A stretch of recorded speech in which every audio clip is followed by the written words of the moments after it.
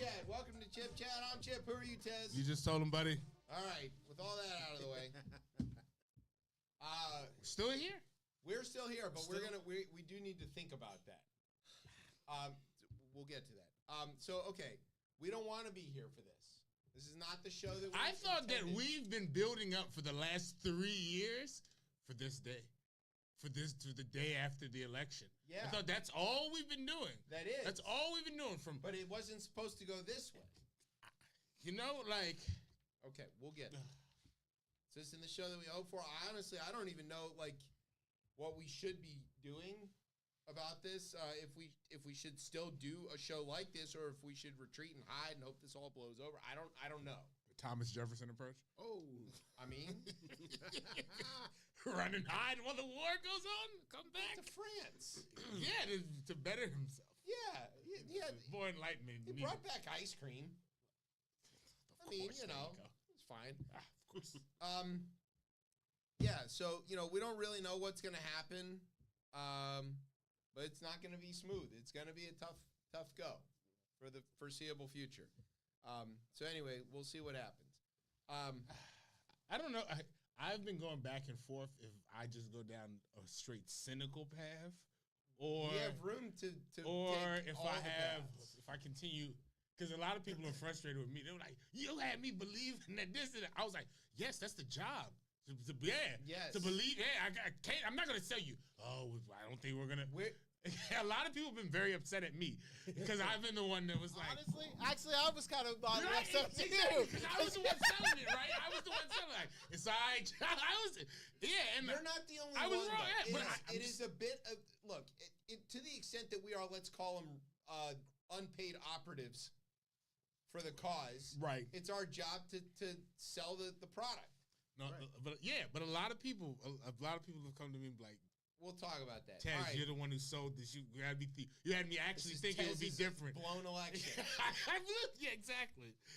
We have a guest co-host with us. We do have a guest because we thought I was going to take. We thought you weren't here, but I am not here next week or the week after that. I think the week after that is Thanksgiving. Yeah, so I'll be back sometime after that. I'll be back then. I appreciate that. But my new name is after that. So yes, welcome Patrick back. Well, yes. What's up, everybody? Patrick is actually always here. He's just not always on camera. Right, exactly. Right. Over there. He's just right over there waiting. When I'm usually pointing to someone, I'm pointing to Patrick. if I say exactly. Patrick is always with us in our hearts. Yes. He's like God. As long as there are drinks. Yeah. Yeah, just like God. Or that's his son, right? Is that his son? The one that likes the wine? The one that likes to drink, right. Yeah, there you go. I don't know. I'm Jewish. But I'm not going to be for long. We've hit that before. Yeah, right. Time to pass. Ask anybody from Spain. Good luck. Good luck. Good luck. Okay. Woo! We do also have a guest in studio who's going to be joining us in a little bit. It's two guests, actually. Yes, I'm excited. One of which doesn't speak. Yeah. Which is interesting for radio. It's okay. But this isn't radio anymore. It's TV somehow. Yeah. So, I guess. But fortunately, the one that doesn't speak has a translator that does. So, okay. We're going to be talking to NIMBY, the NIMBY. Yes. And Eric, who is his keeper, his beekeeper. Right. Kick them motherfucking bikers off the. It's like, I don't know. Goddamn bike trails. There we go. There we are, yo. What's up, NIMBY? NIMBY? Yo. Us soon, but guys, hang out there for a second. Damn cyclists all over the place. No, I was just riding my bike today. You are the problem. I hate motorists, cyclists, and pedestrians equally. I hate it's equal amount. Depending on what you're. I don't know. I like people on the metro. Except for when they're jumping the turnstile. I know that's Brian. Right. I don't care. Coastal liberal elite. You got a lot of hate. Coastal liberal elite. I was told by the guy who's going to be president that you hate all of the other people, so that does track. Exactly. We are the haters, apparently. Exactly. I was unaware of that. Oh, I think you... Oh, no, I have a lot of them that I hate. I was going to say, I don't know. We can be pretty clear about that. Bashing Ohio, Mississippi weekly here. So that hasn't helped, obviously. Has not helped. Well, we weren't going to win those states anyway. I know we weren't going to win those states, but bashing those people, Anyways, we're gonna talk about that. Different. So we're gonna see where tonight goes. I don't know. I only wrote like 3 pages. What the hell is the this point? is a lot. It is, and there's no point to write anything. Right. The show's almost over. It's 10:35. We can't even turn the clocks back. Exactly, right? We still living in the past. Make America but daylight savings again. Right. We can't even get that right. Oh my god. We want the trains to run on time. We can't even agree on what time it is. Trains? You mean what Department of Transportation is helping that? Wait till the poor Mayor Pete. Oh my God! Imagine bringing a vaccine to market faster than anybody's ever done it. Right. And then bringing someone into your cabinet who's gonna dismantle vaccines. Hey, y'all wanted this? Let's go. Let's go. That's now. Let's go. Now let's go, everybody. Let's go. Let's go full throttle. Now you're catching up to where I'm at. Jesus Christ. I'm trying not to. I guarantee that's not what you wanted. I know, but see, of all the things Tez has ever wanted to be, not Chip is number one on the list. I'm gonna teeter. Yeah. Tonight across. I'm feeling that too. Okay. So do you have a word? I got a word. All right. It's a bad. I got a word. Boy, do I got a word. This excited. Nah, been hanging on this word for several days since Tuesday, probably. Yeah. Jesus Christ. Fucking that's so angry. Said about 6 words already. All right. So are you ready? All right, sit back, grab some camps. It's fuck all time. You're listening to the best show, the only show, Chip Chat on Beltway Radio and beyond. Sweet. Exactly.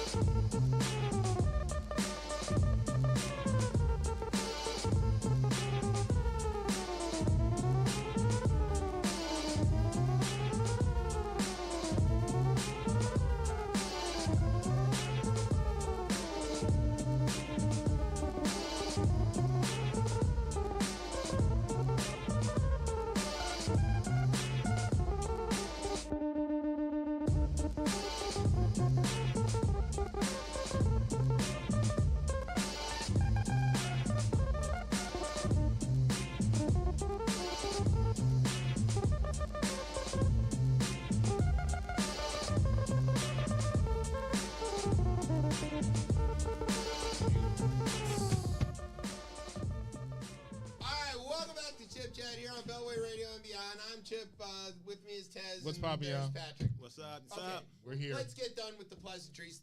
Fuck there's the election happened, and we've got a lot to say about it.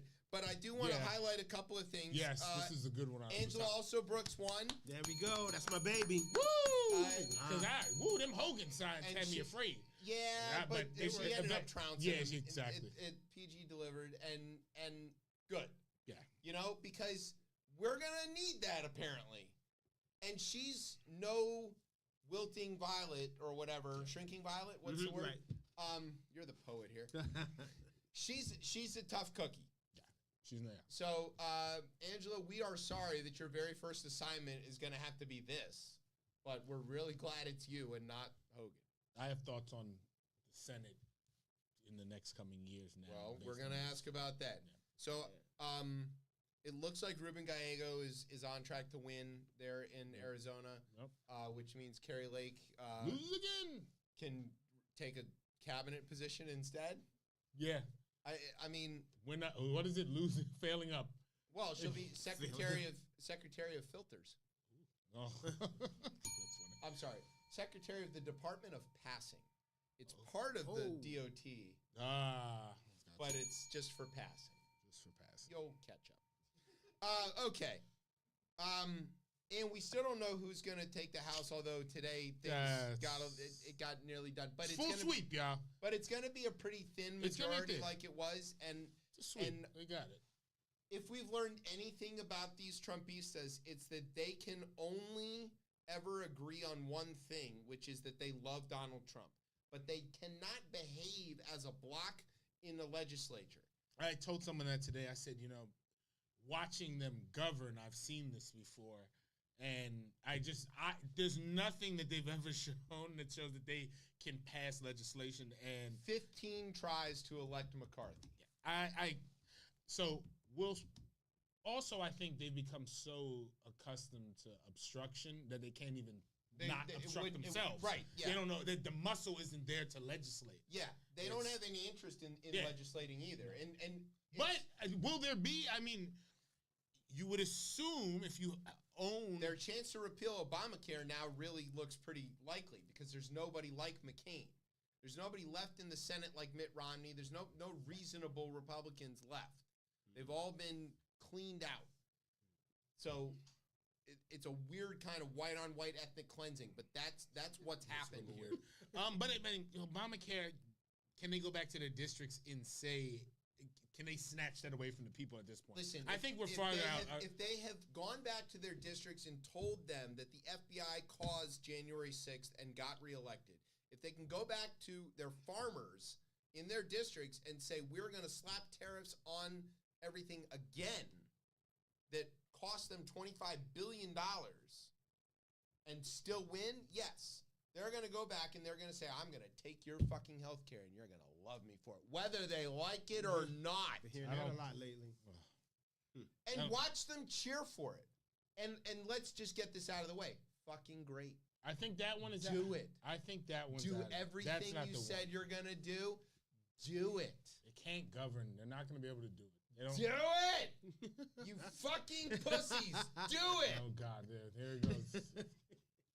There we are. So here's the question. Under the tent. All right, look. I texted this to you earlier this week. You didn't answer me. I guess you're saving it for tonight. How quickly will they get rid of the filibuster? I think resolution number 1? No way. Because they're still gonna. Donald Trump it's always been unpopular. You would say right now, probably not so much he's about to win the popular vote. But eventually, he's going to be Donald Trump. And this swings again, right? And people are going to get fed up. Like, oh, God damn it, this is what it was? I was so nostalgic for this, and now it's back again, and there are people in camps, and now this doesn't feel right. No. And if they get rid of the filibuster, in the likelihood that, again, they lose because people realize these policies. They can just put it back. I mean, you need a majority to write the rules. Yeah, so I don't see them. 51 gets you. Yeah, I don't see them. I think everyone's afraid of removing it at this point. I don't think they remove it. So should Chuck remove it now in the lame duck? I wish remove the filibuster and run through as many judges as possible. I wish the Democrats. That's scary. Why not? No, it makes perfect sense. I wish there's no way they do that. Send everything and everything you can to Ukraine now because they're never going to get another piece of it. Use the lame duck for everything. I mean, do everything. Also, official acts. I just want to be really clear about it. But you think that the Democrats are that gully to do something like that? They are not. No, they're not. They're not built. They are too light in their constitution. Reading too much. Exactly right. Yeah. We're reading too much. Fucking nerds. Hey, you fucking nerds! Appoint me something of secretary something for like 5 minutes. I'll handle it for you. I'll write every resolution. All you got to do is stamp it and say, let's go. We shouldn't play around. They want a dictatorship? Give it to them. Show them what they want. They said Biden was all these things. They said he was and then we're expecting Joe Biden enemy to do this. Joe Biden is going to do this? No. He's an enemy of democracy. He wants to take your shit. He's going to do it. Do it. You got 2 months. Do it. Official acts. They're all immune. SEAL Team 6, the FBI, all of them. Use them. No. This is our chance, but we're I don't see why not. Way too What's squeamish. the reason not? What's the recourse? You're right. We're too squeamish. Yeah, it's not happening. That's the thing I want to talk about when it comes down to, like, the lecture. Okay? We're not there yet. But eventually, there's going to be, you're already starting to hear it, this post-mortem, why did the Democrats lose? And one of the things that you will hear, always that you hear, every time we have trouble in an election, is Democrats don't know how to talk to rural America or these groups of people. They call them racist and they call them stupid. America this time. They are racist and they are stupid. But when the Republicans do stuff, they call people the devil or a bitch or stupid or garbage or any of the other fucking actual slurs that they use, nobody lectures them about how come they can't pick up black folks because they keep calling them this, that, and the other. Fuck that shit. Call them what they are to their face and make them fucking deal with it. They call us a bunch of snowflakes and babies. Show them what the fuck we're up about. Well, then you continue to lose elections. No, because yes, you want to know what I learned from this? This is where your persuasion stuff breaks down. Okay, tell me what. All right. Here's what I've learned from watching the Republicans over the last 20 years. Okay? The more extreme you get, the better off you do in elections. This is bullshit about trying to pick up things or convincing or persuading anybody of anything. Joe Biden was extreme in 2020. Tell the people what the fuck they want to hear, whether you can deliver on it or not. Joe Biden was anything extreme. and everything you need to. He wasn't extreme. No, but Barack Obama surely not extreme. That's what I'm saying. Republicans get extreme and they win. But those individuals won too. Barack Obama won twice. It was not extreme.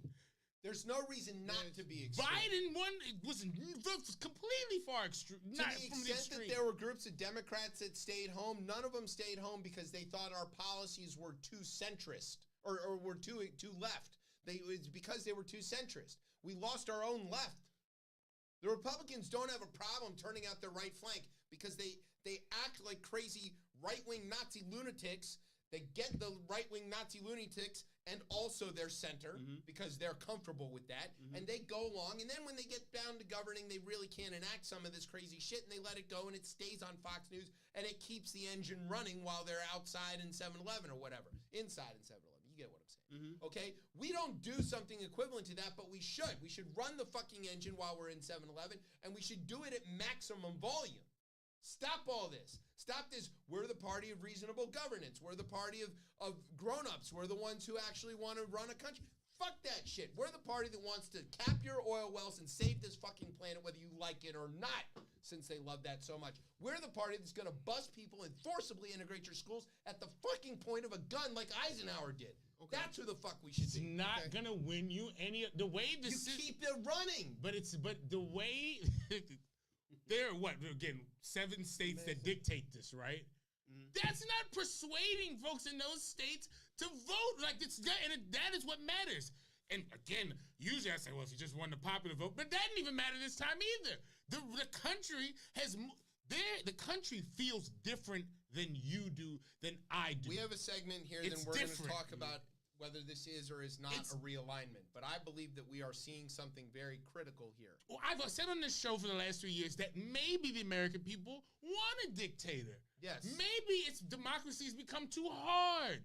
Maybe it's become too difficult for everybody. Too much effort. Small D democracy has become a little and the Democrats, and I don't even look at the Trump support. I look inwards on this. This is an issue with Democrats, they don't persuade people.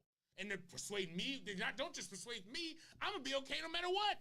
Okay. It doesn't matter. All right. I don't think, I kind of agree on both aspects of what you two are saying. But here's the thing. What do you think this is? Blue sky? Yeah.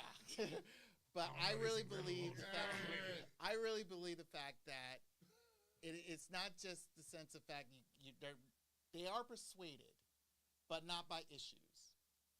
They're persuaded by pretty much of 2 things, and I really feel like we saw that in 2016 and what we saw November 5th. One, it's been fear. They are afraid of future. Both parties are moving on that, though. No. Where both parties are selling No. We're afraid of the fascists coming, which is true. Yeah. Okay, but here's the thing. But no, it's all fear. But no, we had 2 months of joy, which you got in the race. 2 months. What I'm saying here is like ever since Trump came in 2016, His main thing has been afraid of everything else, and pretty much it's pretty much a boogeyman, and he's created these boogeymen out of nowhere, and for whatever reason, the people you saw, the Midwestern states, and those damn Bible belts. And I had a conversation with my mom about this, and I literally said it's like they are in their own bubble. They've been living in their own bubble since 1800s, and they haven't got out of it. Literally. And for whatever reason, it's like you get some guy just like Trump to come in and literally blurt out the fact that, oh, migrants are coming here, these people are eating your cats and dogs and God knows what, and to get to the point where this all he did was they fear factor. And the thing is like, what in the world a person in Idaho have a problem with a guy who's coming out of Colombia for? They don't, and they don't. Yeah. Oh, second down. Here's the second thing that they have a problem. Oh, they do. They have a problem with part of it. Right, and here's the second problem. It's a woman. Yes. And that's plain and simple. That's the part. Trump has only ever beat women, and that says more about this country than anything else. Right.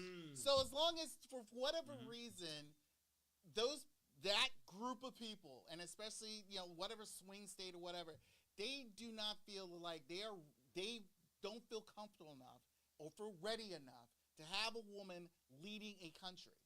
There have been many other countries throughout history, not recent history, permanent history, a woman has led a nation. Yeah, and they were fine. Well, and they were fine. Well, none of that, and people can say that I'm saying that I'm putting a cape on for her, but none of that is Kamala Harris's fault. That is the Democratic Party's fault. No, it's not. I don't think it is. No, I don't think it's the party's fault. Because again, there's no reason if she's picked as the vice president, the president says, hey, we will go ahead and transition to a new group. But he didn't do that. Joe Biden didn't do that. They waited 100 days to make a change. If you gave her a longer runway, she would then have had a chance to make the case. It's hard to do that being a woman in general at 100 days. It's impossible. It's when they realize. It's when they realize that She wasn't ready though. I think no. I think she was. Okay, honestly, I think she was. Let's say this. Down. I agree with the fact that Kamala was ready right from the jump, and right now, the way I see it is like I'm going to see her in 28. Because honestly, it's like I treat this like in almost like wrestling. It doesn't matter if you lose anymore. Yeah, but the thing people is, love a comeback story in America. But seen? Right, I treat this like in wrestling, where forget it's like. Ooh, that's scary. Yeah. Yeah, I get you. Here we are. I got you. My thing is the fact that they always have when you don't have a viable you have this great grand champion, but then again you see the rest of the roster and it's kind of like, okay, who's next to come up? Because once this champion's gone, who you got left? And no one is viable to see who's on the come up. We got plenty of bench here. You got a good bench, but we barely know who they are. And the way I see it right now, I feel like we're not going to get Bernie up there. He's too old. Yeah. We're not going to get Elizabeth Warren. She's getting too old. So Kamala, she's only 60. So in 4 years, she'll be 64. And I really feel it's like, who else you got left and who's on the come up? I mean, Cory Booker. Cory Booker's okay, but Josh Shapiro. You can see, but again, what I'm saying is like you have Kamala, who has been in the forefront as pretty much in the last 8 years. As a top-tier senator, she was the main person who had to dealt with this conservative bench that we got. And now as the vice president. Her coming back again, trust and believe, I felt like, she will take over this. And knowing full well that the people who voted Trump in again realize once they get their nothings, realize the fact is like, yeah, we made a mistake again. No, that they won't. I think I think there'll be a little turn. Well, let's put a pin in whether Trumpistas can learn anything, because I don't know about that. But to your point, and that Brian raised, and this is, I was going to wait till later, but let's get right down to it. It's that she's a woman, and because the expansion of the groups that Trump picked up were all men. He picked up Latin men. He picked up black men. He lost ground amongst Latin women. He lost ground amongst other women. There is truth that then becomes a strategy question. This country is not comfortable with voting for a woman. Never has been. It's just not there. So, do the Democrats, for the good of the country and for the good of the success of small d democracy, have to get it through our thick heads that even if a woman is the best candidate we've got, we can't run her? I think that's a strategy question we don't want to answer, because if we say the answer is no, she can't run because she can't win, we become the thing that we accuse them of being. Very true. I think that the issue ends up being here is, one, you have to run a fucking primary at this point. It's evident to see, one, with Hillary, obviously there was a primary, but a lot of people felt that Bernie Sanders was the more viable choice out of that, right? He's a man. He's a man, right? Exact, yes. But at the end of the day, you can run a Democratic primary with multiple women in it, right? It's not impossible, and it's a defeatist attitude to say that we can't run a woman candidate. We can't run one for president. No, that doesn't mean you stop. It doesn't mean you stop. And I don't think you can judge her. You can't. You can judge, if you want to judge Hillary's, so be it. Again, super qualified, more qualified than the opposition, more qualified than we've ever seen running for president, right? But this one at 100 days, there's no way. You didn't, like, come on, like, it would have been insane. It would have been an insane miracle to pull off, because, again, it's not enough leeway. Lineup. She had all the money. She had Beyonce. She had Oprah, Taylor Swift. All that was of the beautiful. help. But did that matter? Wait. I was gonna say all of those things were great for people who were already going to vote for her. You know what I mean? For undecideds like me, but Fuck outta here. no. But like this, I think women are still in a great place to, you know, as like politically, as we position ourselves, it's coming. Yeah. It's coming. Like they've ran it Delaware.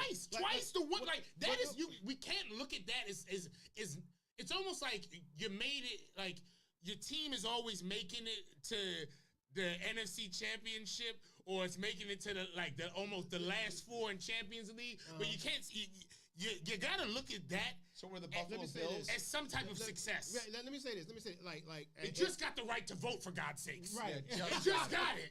They just got the right, and they're running. We're able to put one forward. Like I refuse to say you can't run away. I'm sorry.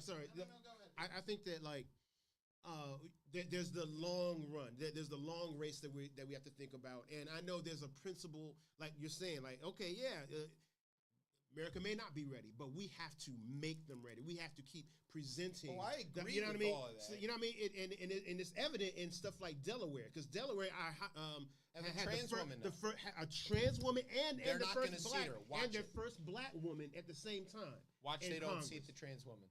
What do you say? Watch they're going to seat. Oh my God! Watch it. Bet me they won't. No, they're going to seat. They're going to seat. Why would they? Okay, God. But their whole thing is that she's lying about who she is, and that she's just sick and trying to break into a bathroom or some shit. Watch it. Well, I mean, regardless of what they do, the fact is that we put her there. You know, People voted. They voted for that, right? You know what I mean? They voted for George Santos too. Well, okay, but I guess my point is that we have to move that needle. Even when it doesn't want to move. Okay, so look, both of us. You're telling us to stop running women. No. I'm not saying we should do that. We're all saying the same thing. It's like we keep doing the right thing and losing for it. And we should keep doing the right thing and losing for it until the rest of the country catches up to us. Is that what you're saying? You have to persuade them. You have to persuade them. That is the better option for them. They're stupid, dumb racists. They're not, again, I wouldn't say they're dumb. Every one of them. Every one of them. Like I said before, but like I said before, they are in their own bubble. They don't see it that way. A majority of them, these are baby boomers dying off and figuring it's like and pretty much with young people too. That again, what I was about to say is you have the baby boomers telling their Gen Xers kids, and then their Gen Xers kids. It's down to their Gen Zs and millennial kids. They're telling them constantly, like, no, don't vote for them. They don't, they keep putting in their mindset on that. Pretty much based off of the way that I felt how these numbers expanded, I really think it was, and especially in these areas, is that you kept them in that bubble, not making them realize how the world is changing. You want to keep them in that same bubble. I think the bubble aspect is true. I want to move on to get to talk to our guest, and then we can sort of circle back to the lesson plan, because there is something to be said for that. But here's what we should do. Yeah. We should take a break. When we come back, we're going to talk to our guest, who's a beekeeper. Okay. About his interesting bees that he keeps. Save the bees. And and we're going to talk about housing, and we're going to talk about how that is related to all of this and what all is going on. Okay, so we'll be right back. You're listening to Chip Chat on Beltway Radio and beyond. Sweeps.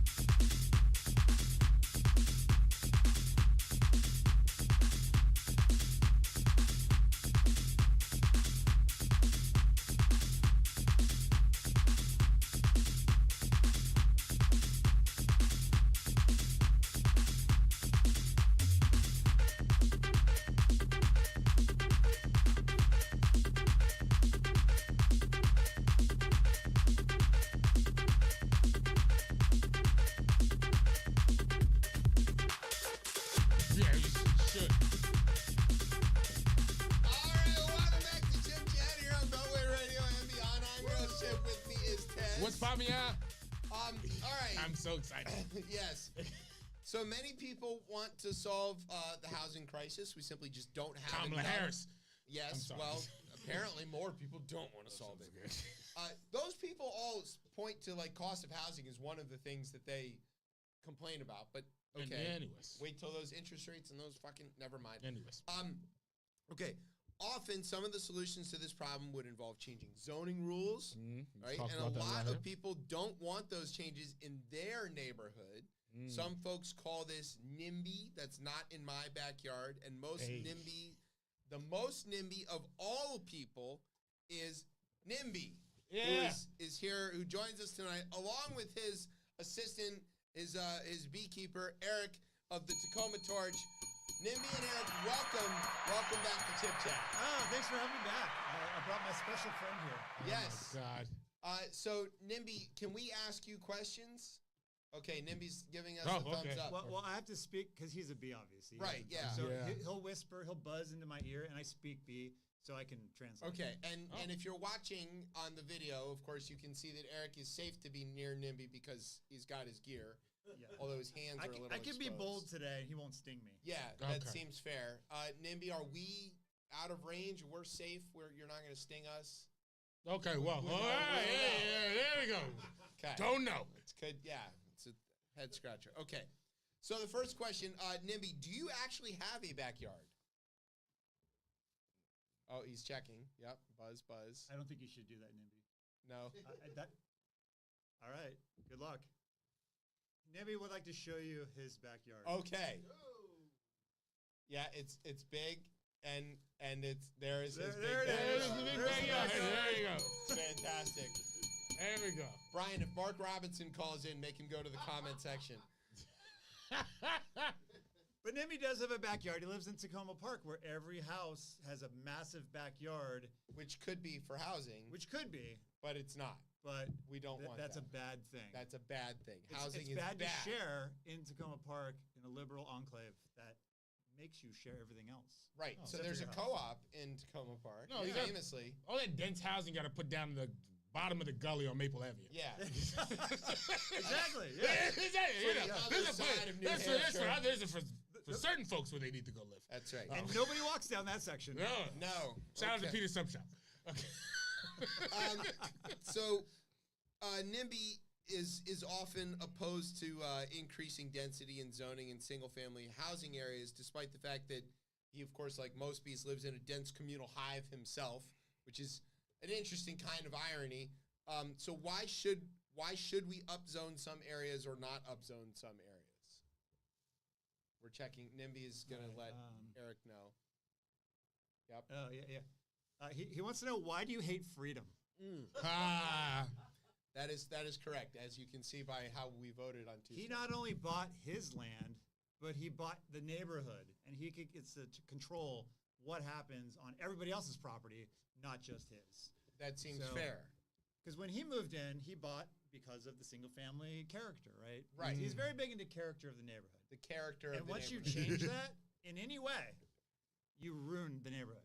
It's over. We obliterated the reason he wanted to live here. Exactly. Which is because he wanted to be isolated from his other bees? He wanted to be super close. Well, he actually grew up in a very dense hive.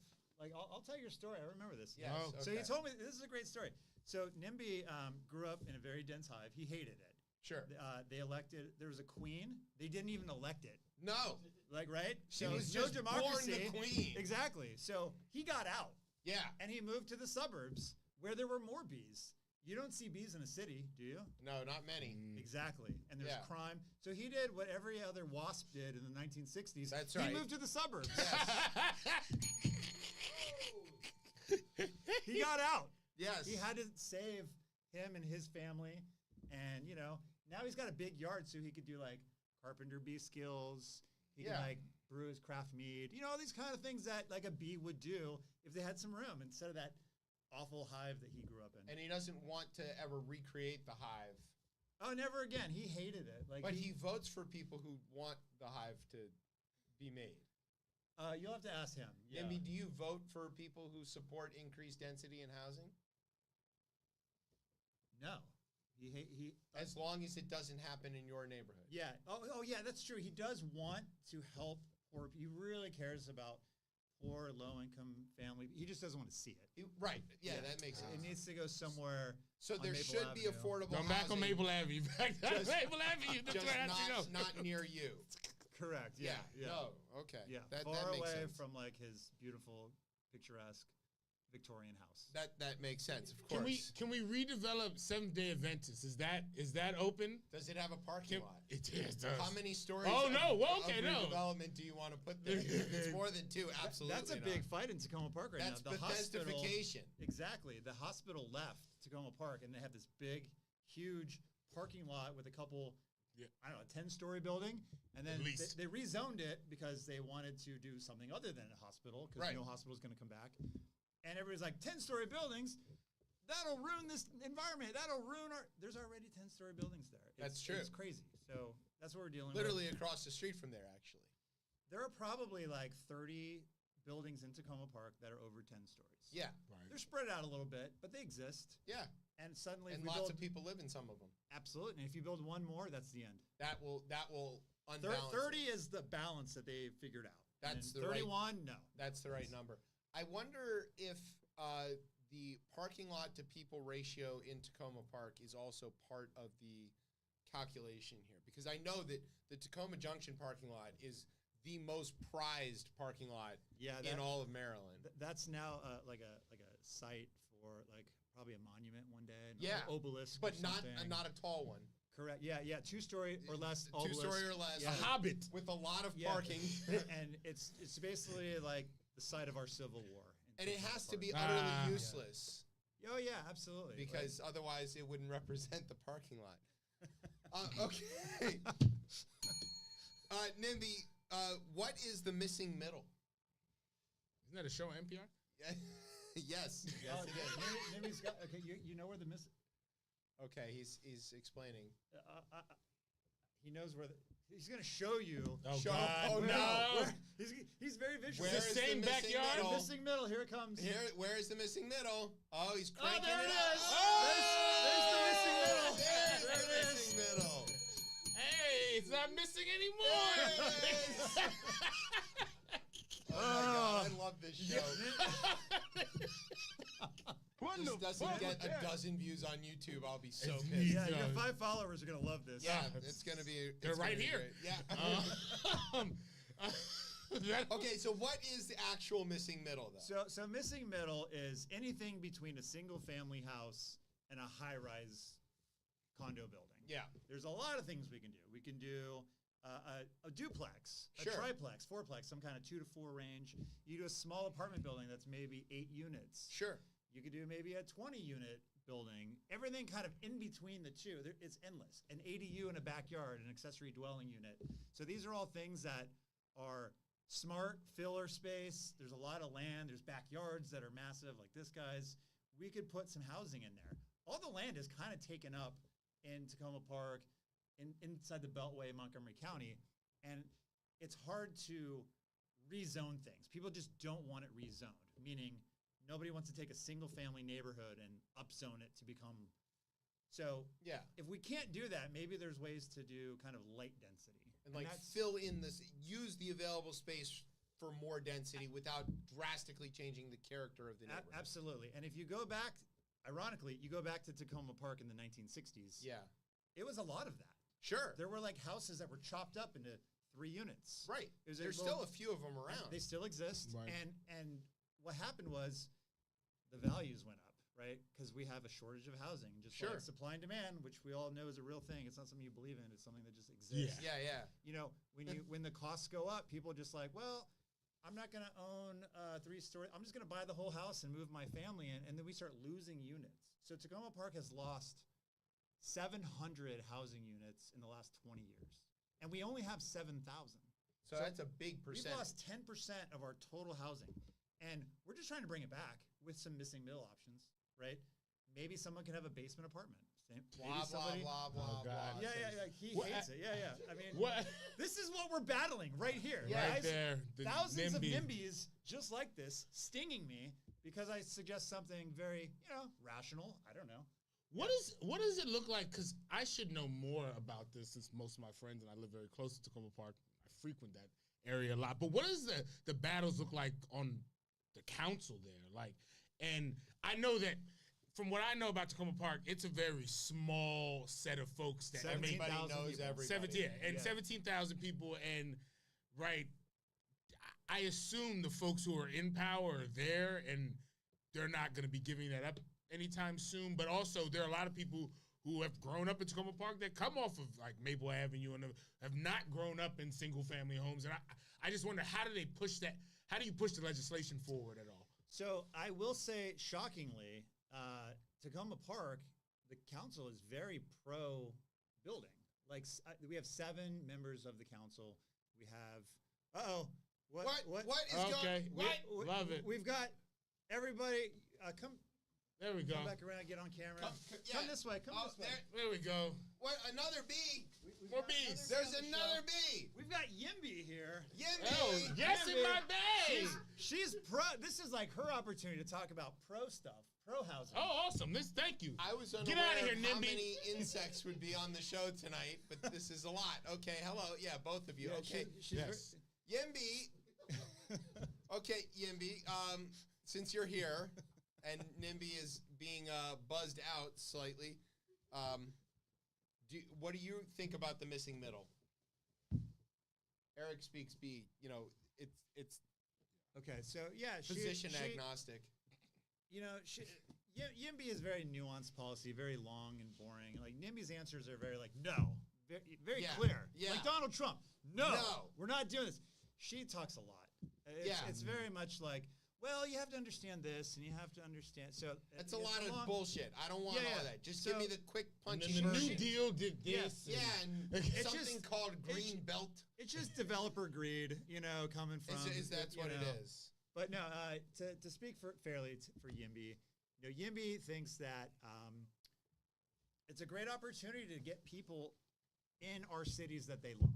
When let's say you grow up in Tacoma Park and you have this big house, because a lot of houses are like 4 or 5 bedrooms there, and you become old and your kids leave you and you're all alone in this big house. There's not an opportunity right now for you to downgrade and stay in Tacoma Park.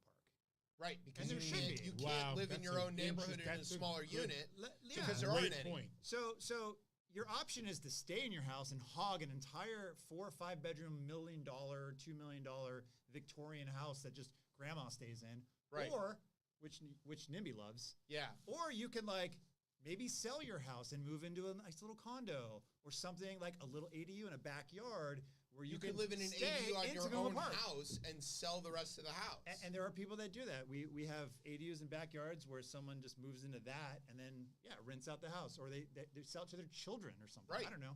But right now there's just not enough housing. And sorry, these bees are bugging the shit out of me. Yeah. What do you want? Oh, NIMBY wants nothing. Break it up. Can you guys separate? Yeah. What are you doing? All right. This is great radio. This is great radio for anybody who listens to this on just the audio. This is a great episode. Go watch it. There are literally bees behind. There are bees buzzing around the table, and they're annoying. They are annoying. Does Tacoma Park because one thing that I've watched Mayor Bowser do specifically, right across the line, is seem to build it all up. Strayer University is gone. Oh, she is awesome. And I also my brothers and sisters in Tacoma and DC feel kind of the same way too. They're not really always excited about giving up their big homes and building all this dense housing. But doesn't it drive up the value of their homes though? I mean, so here's the thing. Let's go to eggs, right? We all experience the egg shortage. Yeah. Let's say it's why Trump's president. There's 50 people. Exactly. Let's say there's 50 people, and everybody runs to the store to buy a carton of eggs, but there's only 25 of them. What do you think the price is? What do you think the store owner is going to do? They jack the price up, right? Because everybody wants it. Now, let's say okay, we're going to add 5 more cartons of eggs. Is that going to bring the cost down? Not enough. No, because there's still a shortage. Right. So that's what we do. We build a little bit more, and we're like, okay, problem solved. We added more supply. That should be it. No, it's not enough. It's not enough. We are 30,000 units short in Montgomery County of what experts say what we need to start to curb the fast increase in housing costs. Because ultimately the problem here is that housing is too expensive for regular people. Exactly. And so when you only build 5,000 units, and it usually only happens in certain areas, they're like, well, we're seeing all this construction, and the cost keeps going up. This isn't working. They're not building 30,000 units. They're building just enough to stay under that number, and it's just the demand goes up. So as long as the population keeps increasing, you're going to have cost of housing go up. If Trump deports 11 million people, won't that just fix the problem? To be honest, there won't be any pressure on housing anymore. Maybe that's certainly a solution in certain neighborhoods. It is a choice. Yeah. It is a choice. All right, when people talk about increased density, people who oppose it, like NIMBY over here, who oppose increased density, they often cite strains on infrastructure and parking. That's like a big one. Parking is their favorite one. Yeah. Why does a giant McMansion not use the same amount of utility as a building that is the same size with the same number of fixtures and the same number of bathrooms and the same amount of heating costs and everything? How come that doesn't strain the infrastructure, and why is it only when it's owned by rich white people? NIMBY's got thoughts. You want to buzz in here? Yeah. I think it's because rich white people don't use as much water. They don't clean as often, I guess. I don't know what. What do you mean? They use water. It's not lotion. So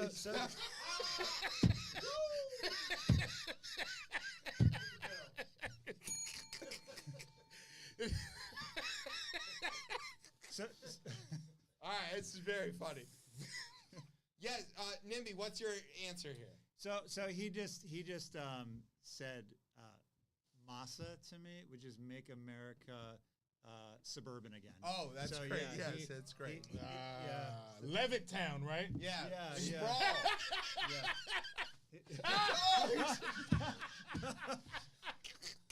You're building allies. Yeah.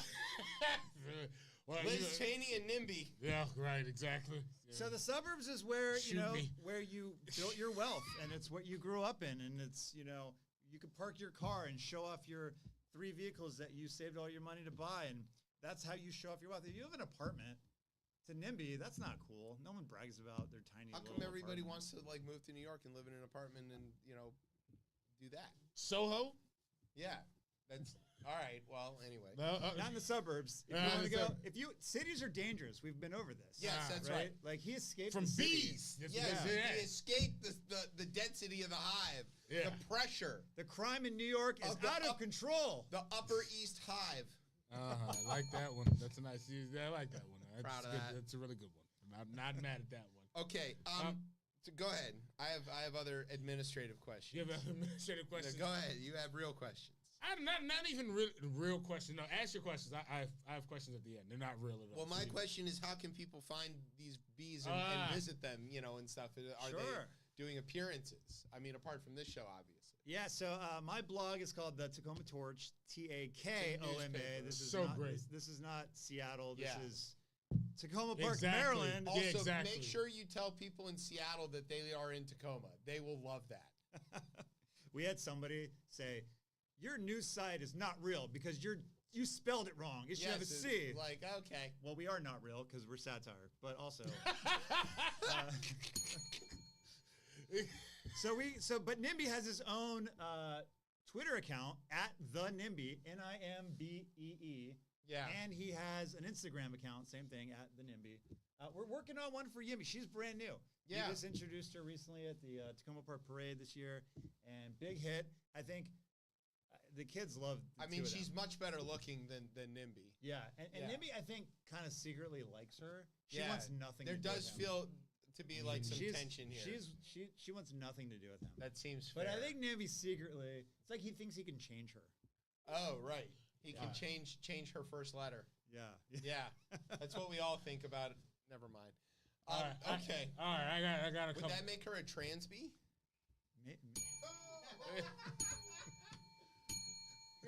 That's good. There you go.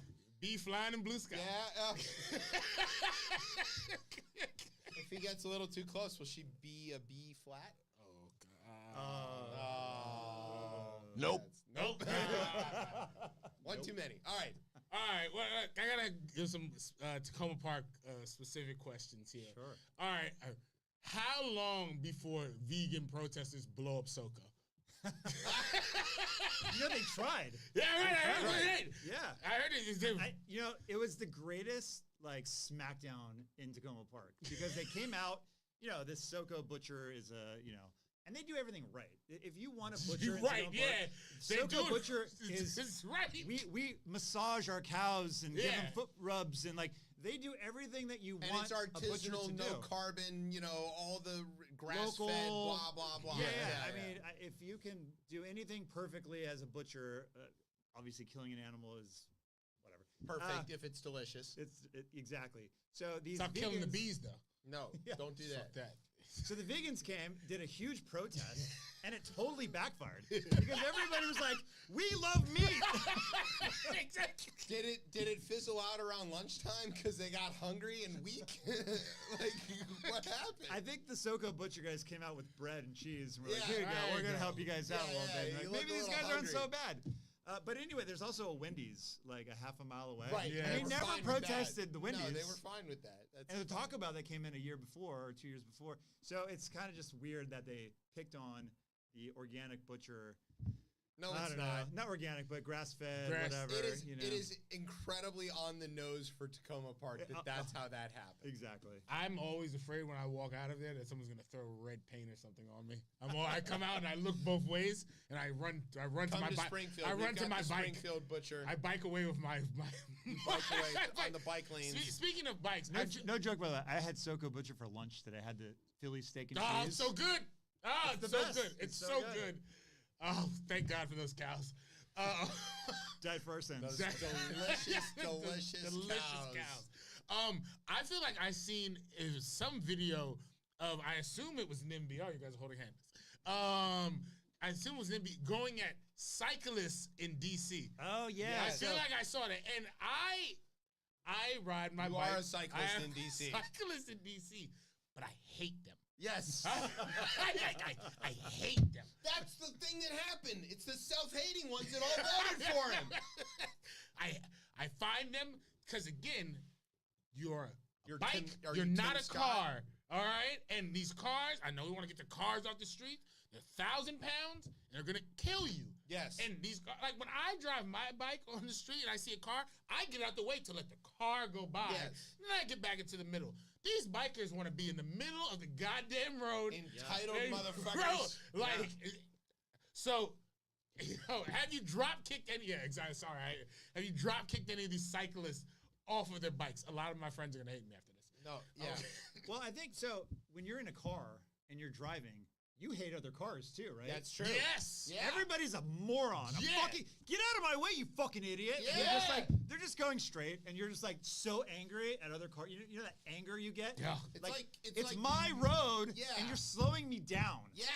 So it doesn't matter if you're on a bike or on a skateboard, or even, I mean, walking is Walking probably, too. I hate them too. No, yeah. People I are in my walk- way. I'm walking. I I'm walk walking because in. these people walk and they're on their fucking phones and they don't even look where the fuck where they're they going. stop Tran- randomly and shit. like they're walking in the Transportation mall. makes people angry. Yeah. Moving makes people angry. Yeah. We need to stop people from moving. Stay in your yes. fucking house And sit down. and don't go anywhere. Don't Yeah. worry, the Earth's gonna do that soon. And watch Fox News. Yes. Yeah, there we go. I got a little hug from Nimby. Okay. Oh, Yimby disagrees. Yimby has thoughts. Christ. Oh my goodness. yeah. This is a level of. Nimby also wanted to tell me to thank Dwight D. Eisenhower for the highway system that brought him here. Yes, today. that's right. So, Yes. Make America drive again. Even though he hates all the other drivers on the road. That's right. Driving right through Southwest in those black communities. It's a good thing we drove those highways right between those neighborhoods because the grocery store was being visited too frequently by the people who lived over there. And then they wanted a metro. Yeah, After they what did the it. hell is this? Crazy federal How government. much transportation do people really need? Ugh. Stay at home and watch Fox That's News. right. Right. That's what my grandma does. Yes, it All right. works for her. How are we feeling about the purple line? Oh God, Nimby hates it. Nimby hates it. I live right by it, so Yeah. I'm a block from it. Yeah. And as much as I, oh yeah, we should walk.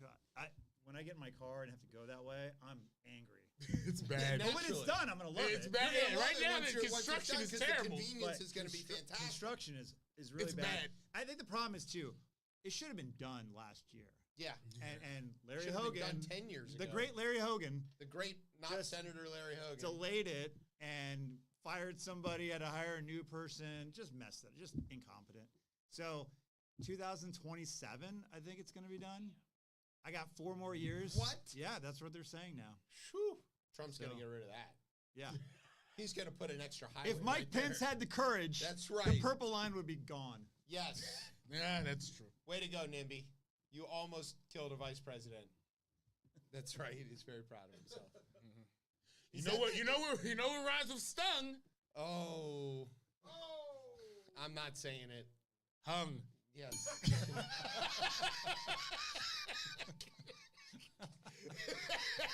Is January 6th the ultimate expression of NIMBYism? Oh. It wasn't their backyard. Yeah, Nimby, where were you That on was our January backyard. 6th? Yeah, where were you on January 6th? He's Oh, patting so himself on the Nimby would back. like to just remind everybody that he's a non-partisan bee. Ah. He's got both a left and a right wing.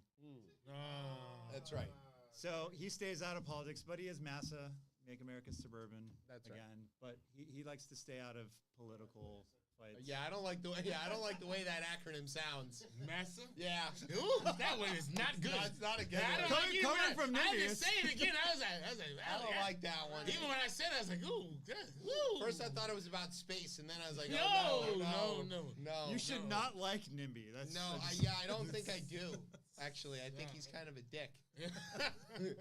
Yimby likes that. All right. All right, so we gonna take a break because you two are fighting too much on our air, and that's not cool because this is nonviolent.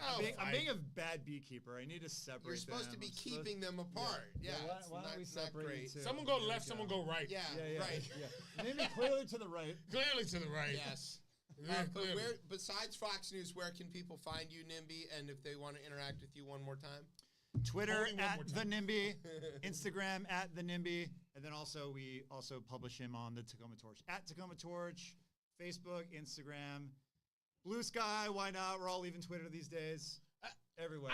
I got more questions now. Oh, I feel like because the way that Twitter is moved, I find it's not usable. I feel like I don't even see. I used to see posts from Tacoma Torch. I don't see it anymore. Pay for it now. Our viewership has gone way down. So what? I hate to use a content creator label, but folks putting out like information. What's the pivot? Like, is it just trying to get people to go directly to the website? That's what we're trying to do. So we tried a Patreon account, and we tried a what's the other one where you Substack, yeah. It doesn't just have that reach like Twitter. Right. Twitter can get hit tens of thousands of people in a second. Substack, it takes a while to build that subscriber list. Maybe we have a couple hundred. We just started it, so we're growing it. But yeah, you have to pay for Twitter. If you pay for that blue check mark, then that's why our show doesn't broadcast live on Twitter anymore. We post the clips, but the broadcast live, that's a pay for function. And I'm not giving Elon. Exactly. So we got to get everybody to Blue Sky, but there's nobody famous on Blue Sky. There's no How many Tesla officials. Chargers does Nimby have at his giant house? 0. Yeah, he drives a. He likes a Chevy Suburban. Yes, that's right. He drives a Suburban. A Suburban. Wow. Yeah. Okay. What is a Suburban? What if somebody you need to bring back the excursion, obviously. Well, you take an excursion to get to your suburban house. Yeah, he loves suburbs. That's his thing. That's his thing. What if somebody... He knows to protect the suburbs. Yeah. He's back. Whether they like it or not. Yeah. Gonna keep hitting that one. Okay, Nimby, do you want to take a break? Because you look like, It's probably kind of hot. Bees don't live very are so we just took about 40% of his life in a hot room. Well, luckily, now in November, bees are dead by November. Not anymore. True. It's 80 degrees. No, they're going to be fine. Yeah. All right, Nimby, go cool off. All right, Nimby, we're going to take a break. He's going to cool off in the green room. We're going to let you go ahead and cool off in the green room, and then we'll be back with the third half of the show. You're listening to Chip Chat on Beltway Radio and beyond. Sweeps!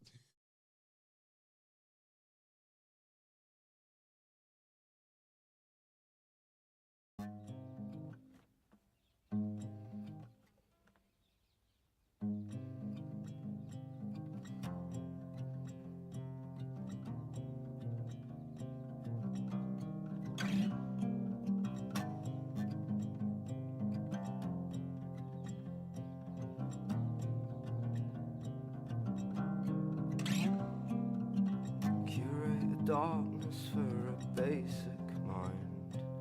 Real deals have you surprised.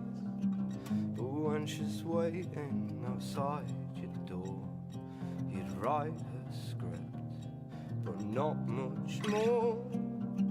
Don't let her in, don't try to understand.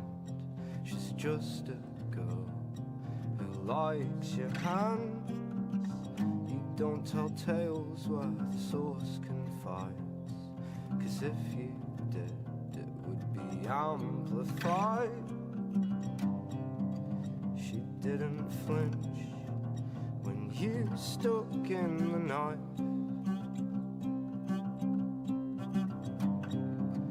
Does she not fear you, or does she not care if she dies?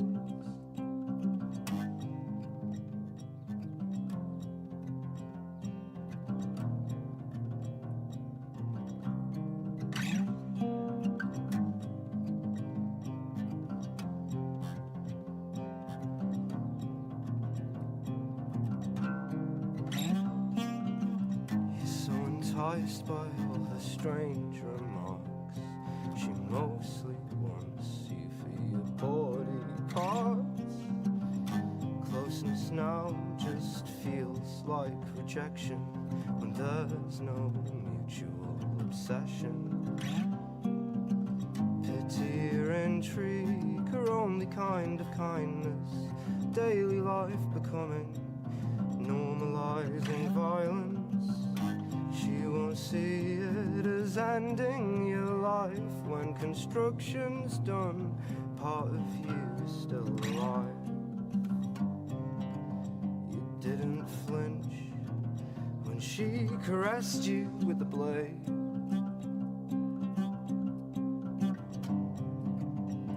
Finding the thrill in feeling unsafe.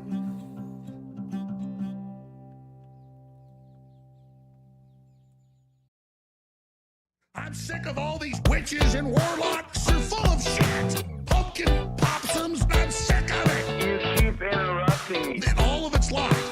Because you're lying. That's why. Oh, there's energy and oh, now we're done with Trump. You said he was the Messiah. You said he was invincible. I will not suffer your Q people after this. I knew what you were day one. I know what you are now. Witches and warlocks. You're full of shit. Pumpkin possums. I'm sick of it. You keep interrupting me. And all of it's lies. Because you're lying. That's why every goddamn thing out of your people's mouths doesn't come true. You said it was all over. You told us the stuff. You. Oh, God.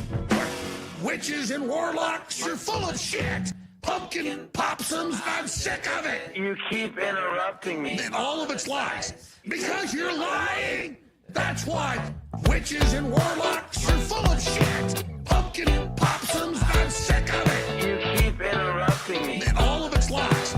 Because you're lying. That's why. Because every god thing.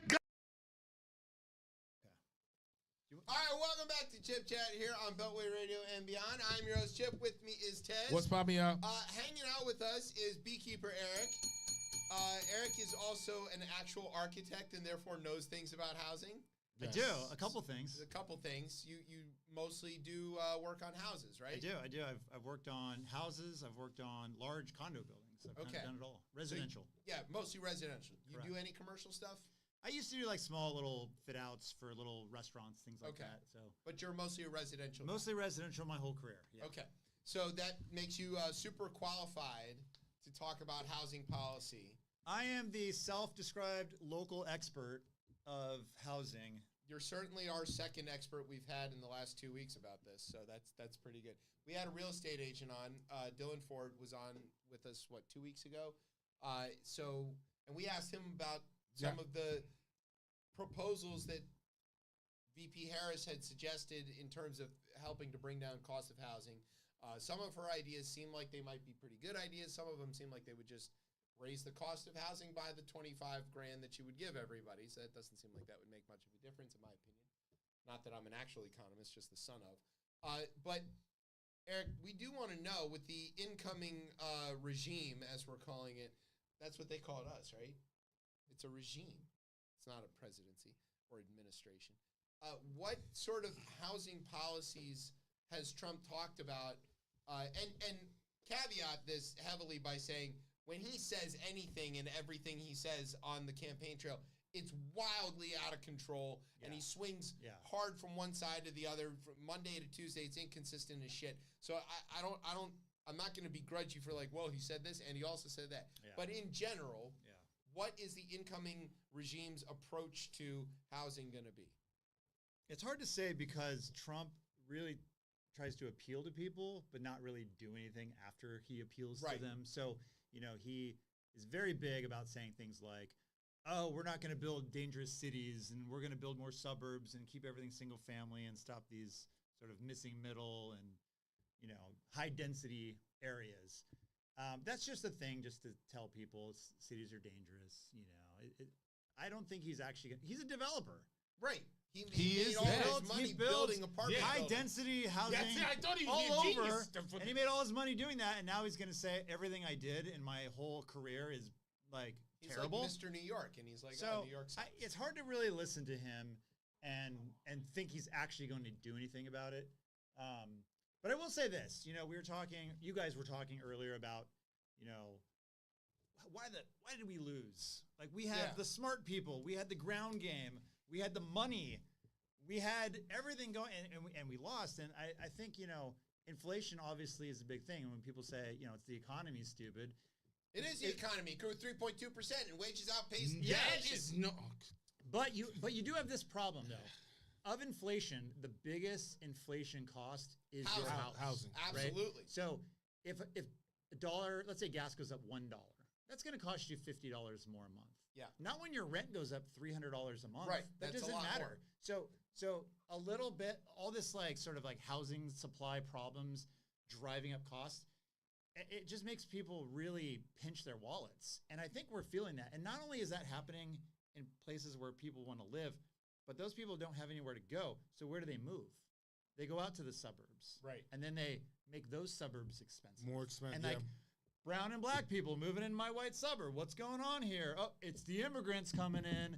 And that's what happened. You don't provide enough housing in certain areas. And Trump, I hate him, but he's brilliant at the strategy of getting people pissed off. Yeah. And when he can tell people, oh, it's the immigrants coming and taking your houses in Idaho. It's not. It's the Californians leaving California, white people, and moving to Idaho, driving up the cost of Idaho housing. Right. And so people like, my ranch, I was paying low property tax here. I had my 50-acre ranch in Idaho. I was good. And now it's double the price and my property tax doubled.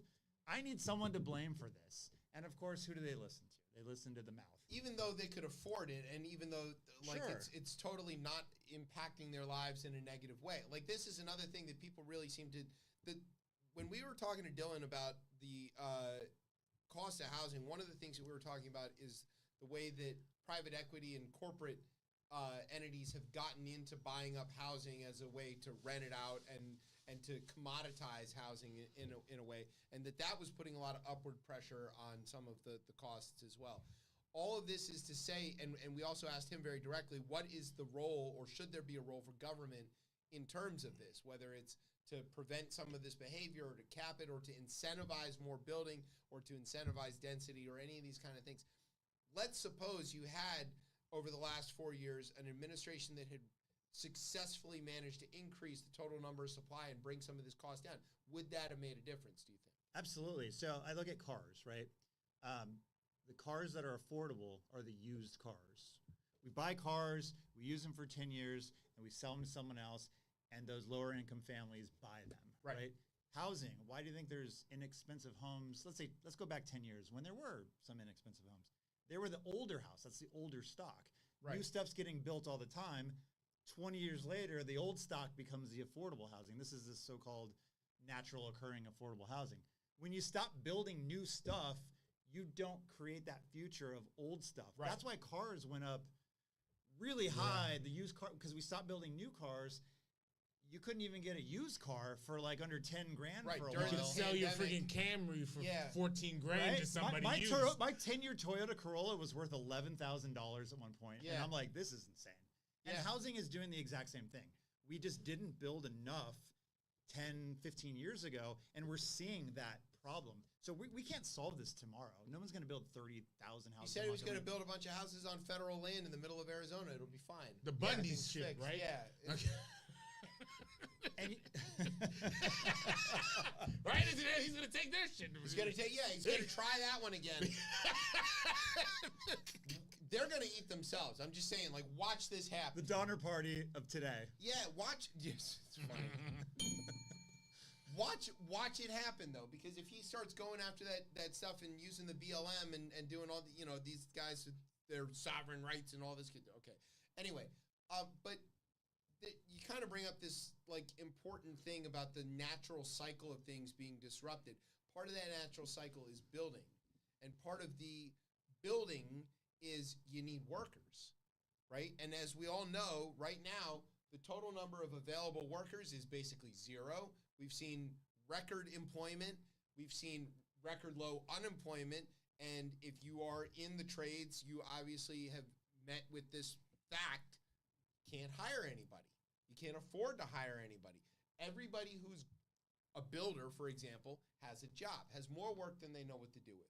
I can't tell you how many of the vendors I use at work, or even of my friends who I've had to say, hey, listen, I got work for you. And they go, we can't take it right now. We just don't have enough people for it.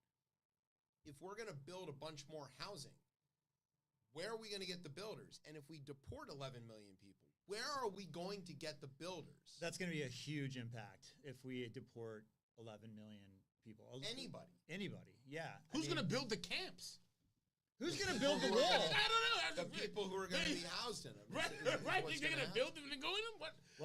Well, if they redirect those 11 million to build the wall, then it kind of solves itself, right? That's fair. Then they blocks them out and, I mean, wouldn't the they build them, opportunity... the ball on one side, they're on the other side, I guess. If you wanted to be successful, right, the opportunity is there, is that you could put people to work instead of giving them welfare, which isn't actually happening, and I don't know why anybody believes that, Joe Manchin. But Clinton killed that. Yeah, right. He said it this morning on Morning Edition. I was like, what the fuck are you talking about, man?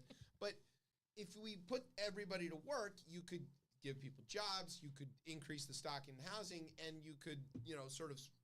This is like not a panacea, but it does solve a lot of problems all at once. Oh, absolutely.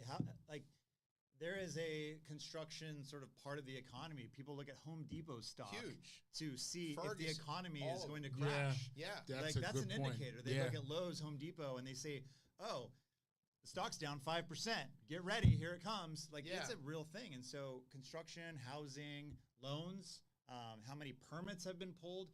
Architects are kind of a canary in the coal mine. Right. We're the first ones that get the job, right? They come to us, we're designing it, and then we're the ones sitting for permits. And when we see our numbers drop, we're the first ones to know, this isn't good. In 2008, 2009, we had that crash. 2007, we were feeling that. Right.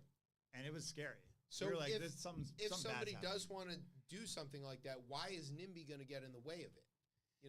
Yeah, is that a problem? We have a problem with people who are just content with exactly the way their neighborhood looks and feels, and they don't think they are the problem.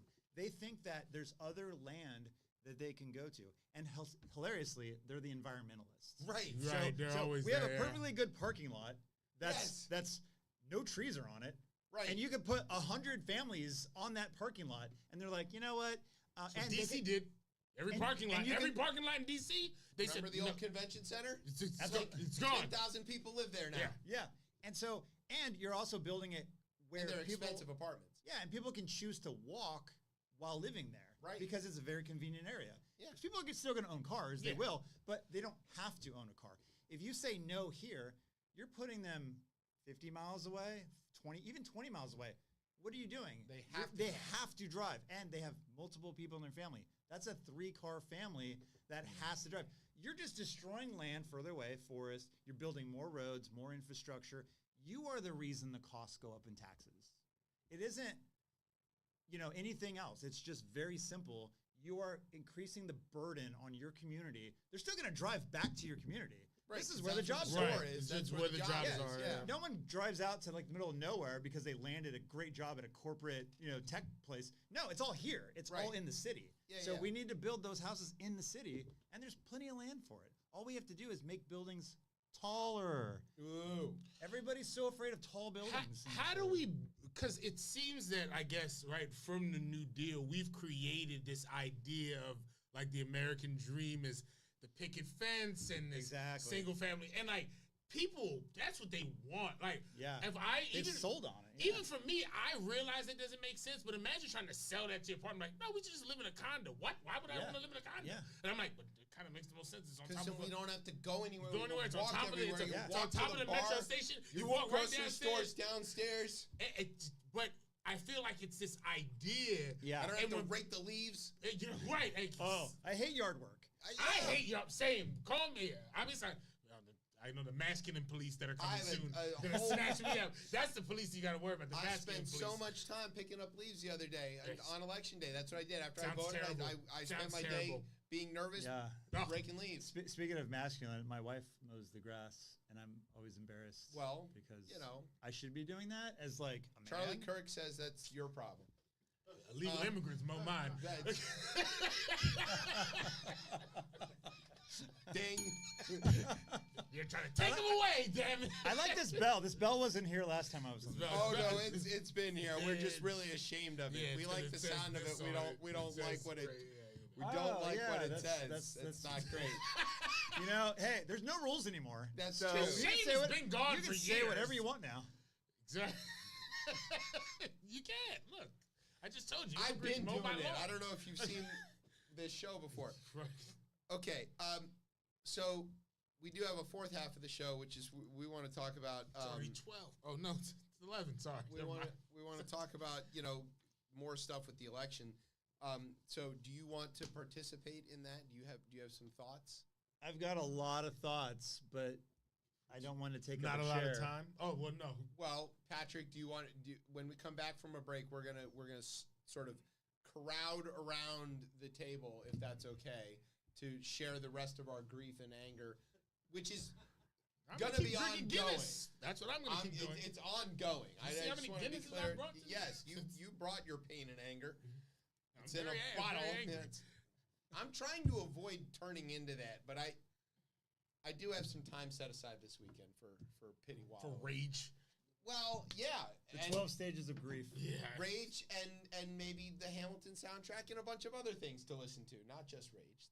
Ah, look at you. There you go. Cypress Hill too. Why not?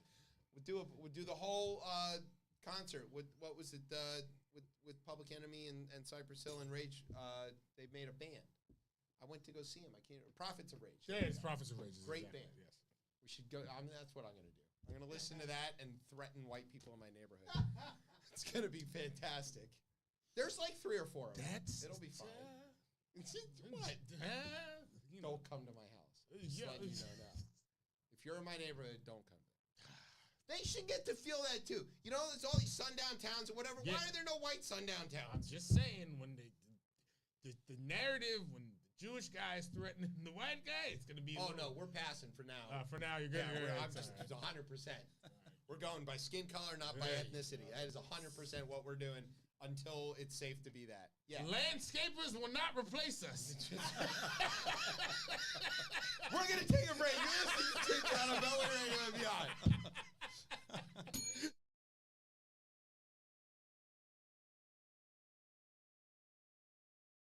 She's a bleach blonde, bad-built, butch body. She's a bleach blonde, bad-built, butch body. She's a bleach blonde, bad-built, butch body. And she better not talk about nobody. Marjorie Taylor Greene is built like a shake machine. Nick Nolte in the face, cereal box in the waist. She better learn her place, 'cause she's about to catch a case. Talk about a black woman's lash, she'll definitely whoop your ass. She better get her face right, 'cause she looks like a pack of Bud Light. Oh, yeah. Bad-built, butch body. She's a bleach blonde, bad-built, butch body. She's a bleach blonde, bad-built, butch body. And she better not talk about nobody.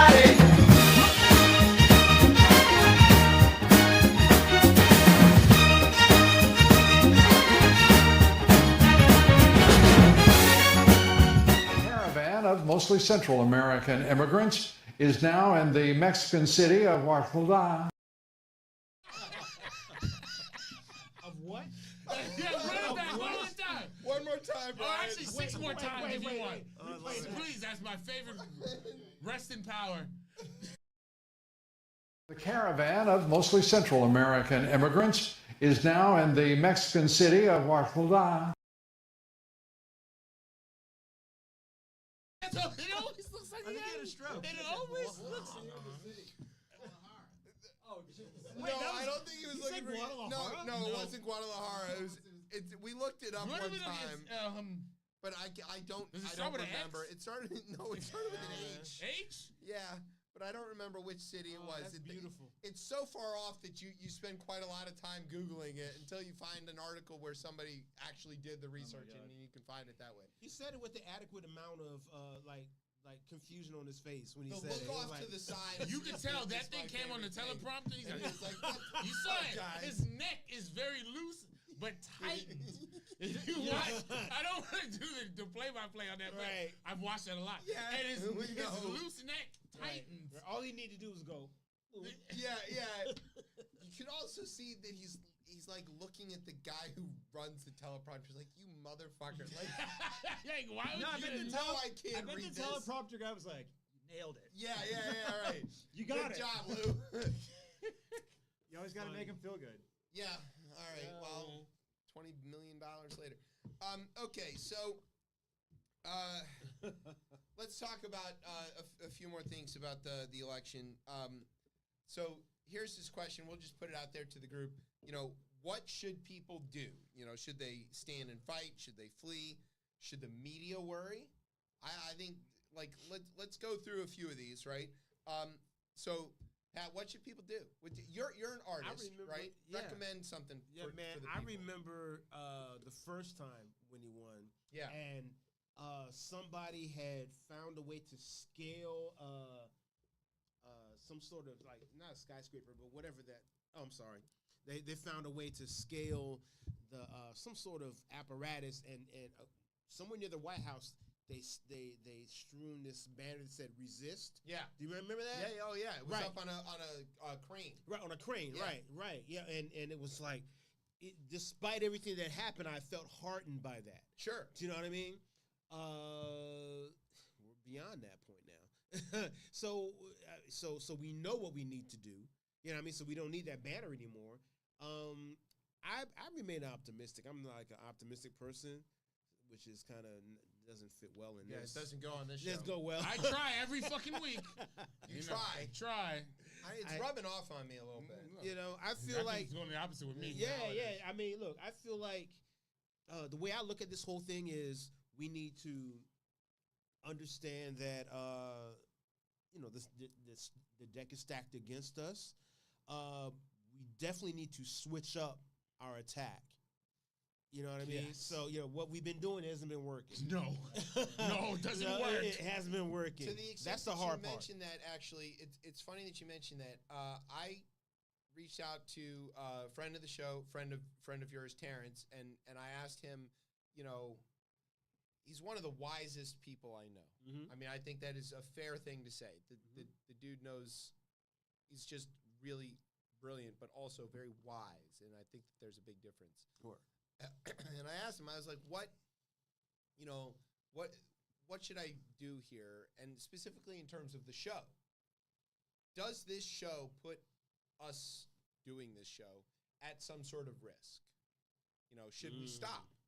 Should we hide? Or not hide, but just don't do it. Don't antagonize somebody who is easily looking for revenge. Not that there aren't thousands of hours of the last 10 years of this show where we're saying all this stuff, but they might not find it. I mean, they're not that good at the internet.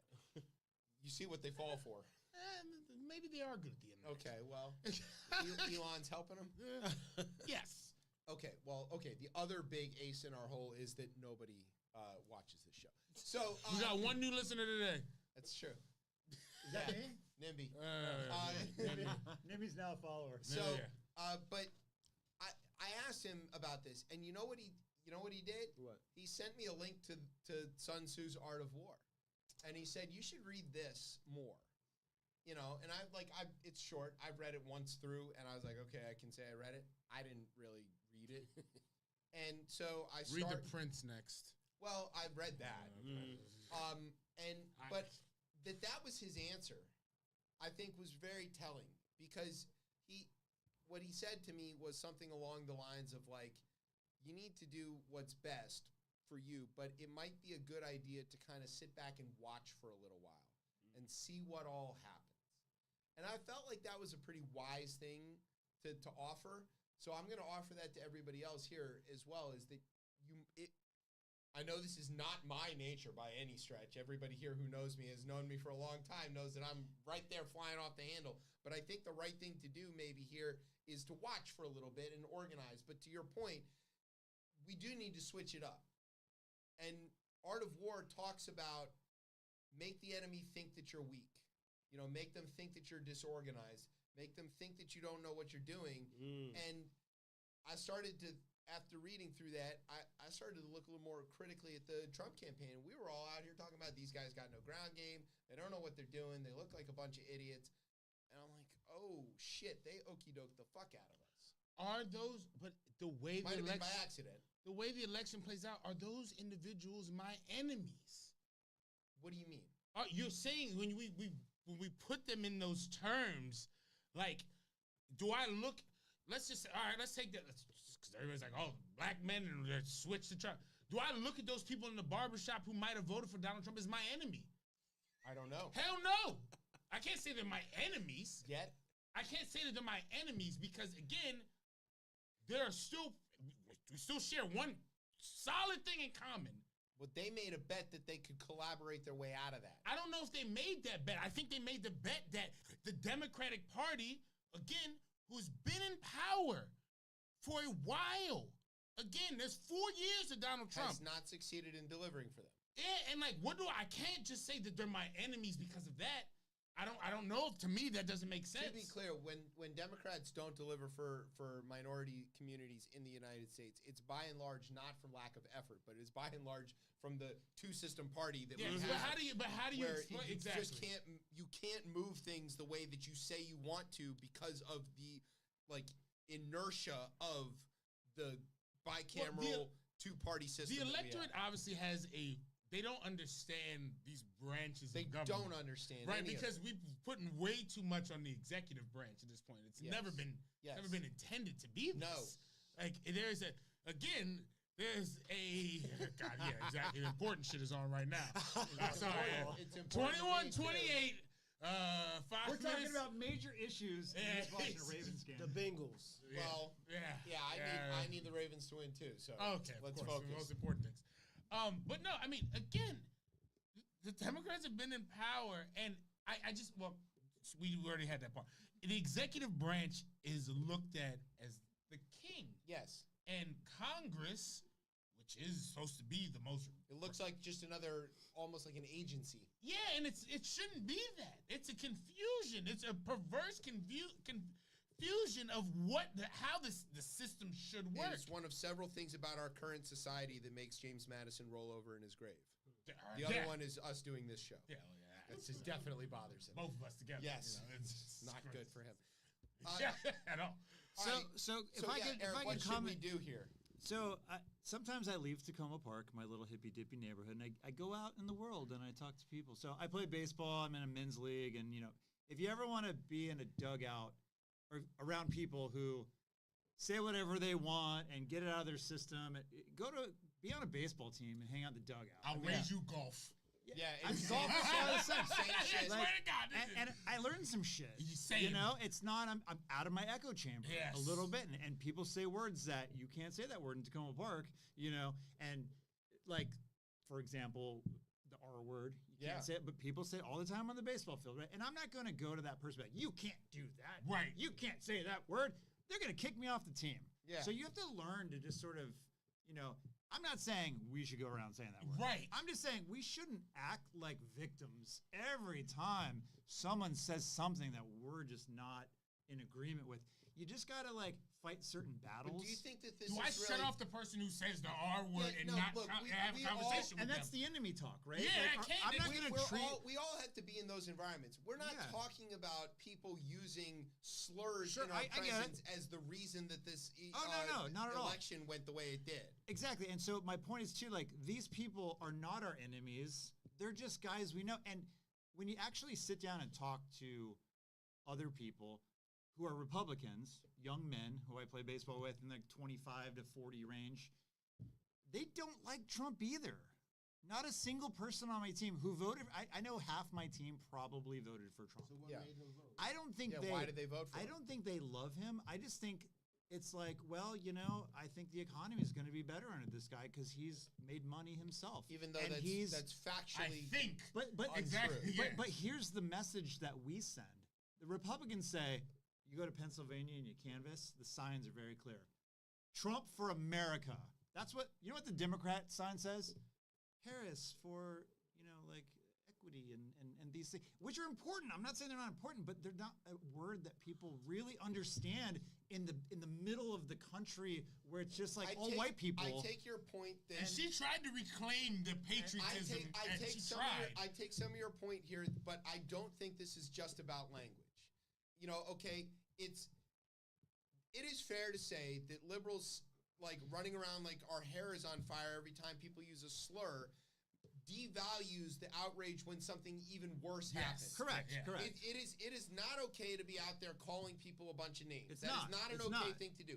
But if I lose my shit about that, and then they also do something like throw 11 million people into camps, and I lose my shit about that too, these two things to the outside observer start to look like they're the same. And it looks like I'm unbalanced in my understanding of what's horrible and what's really just sort of like manageably bad. Yeah.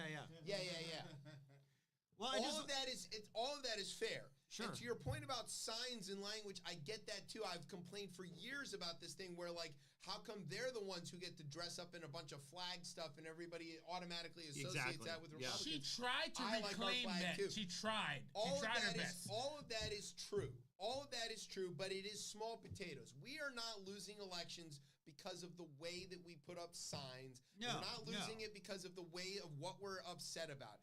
What is fundamentally the problem here, what you said about those guys, is that they have bought a lie, lock, stock, and barrel.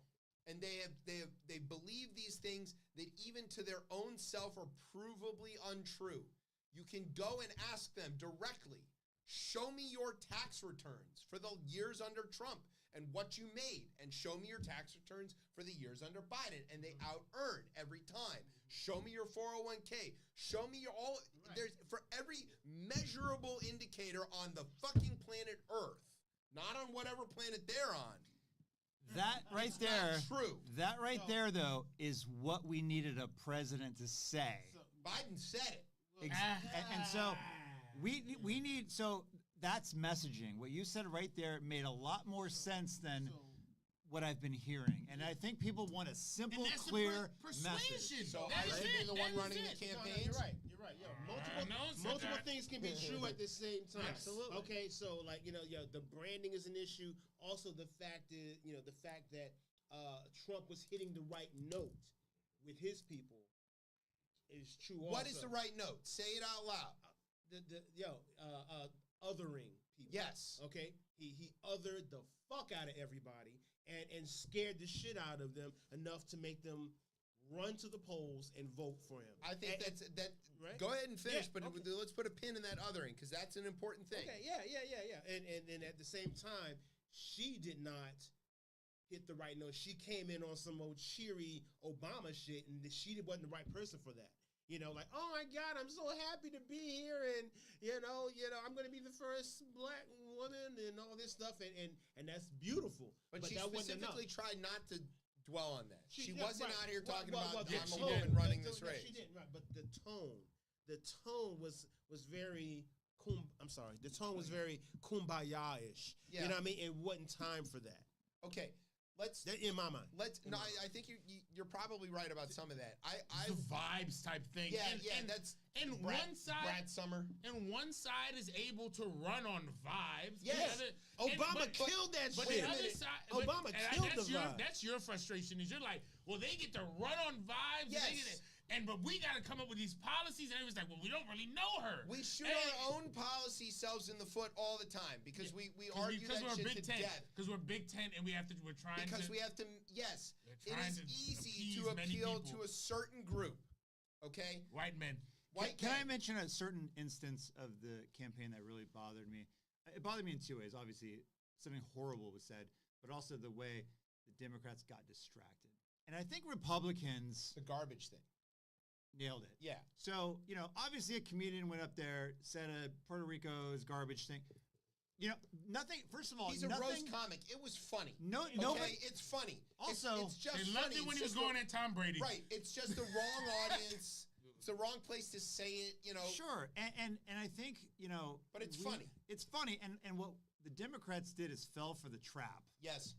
And they spent 3 days, and even it got to Joe Biden, and Joe Biden responded to that.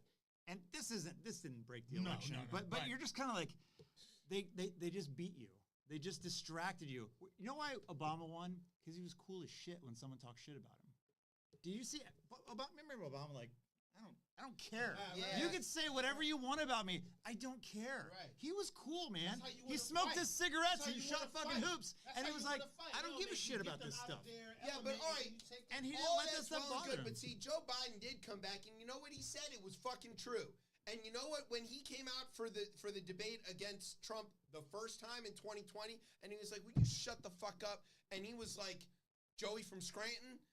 That's the guy. Yeah. And when I say this on this show, you get me on this all the time, but what we need, what we have always needed, and you just said it that I had the message right when I said it that way. We need somebody who goes out and delivers the democratic message, a progressive message, but does it in a voice that these exactly lowbrow. Say what you mean. Yeah, say what the fuck you mean. Be willing to cuss. Be willing to call names. Be willing to get in a cut fight with somebody. Okay. So Brian has a question. Okay. Let him answer his question. It's war. Okay. Here's a question. So the debate that Kamala had, that lone debate where the pause. She whooped the shit out of him. Okay. great. So pretty much she's not still, based off of what we talked about earlier, you still don't think she's the one to No, she did a good job of that. I don't think anything is her backed fault. off of that. No, That's, it's not her that's fault. Not that, This that's is not not that her fault. kumbaya stuff. But all right, Yeah. let's get to this thing about the othering, because I think it ties into your thing about the tone and all of this stuff. The reality here is the othering, whatever you want to call it, I'm just going to call it flat out discrimination and racism, okay? This thing works for him.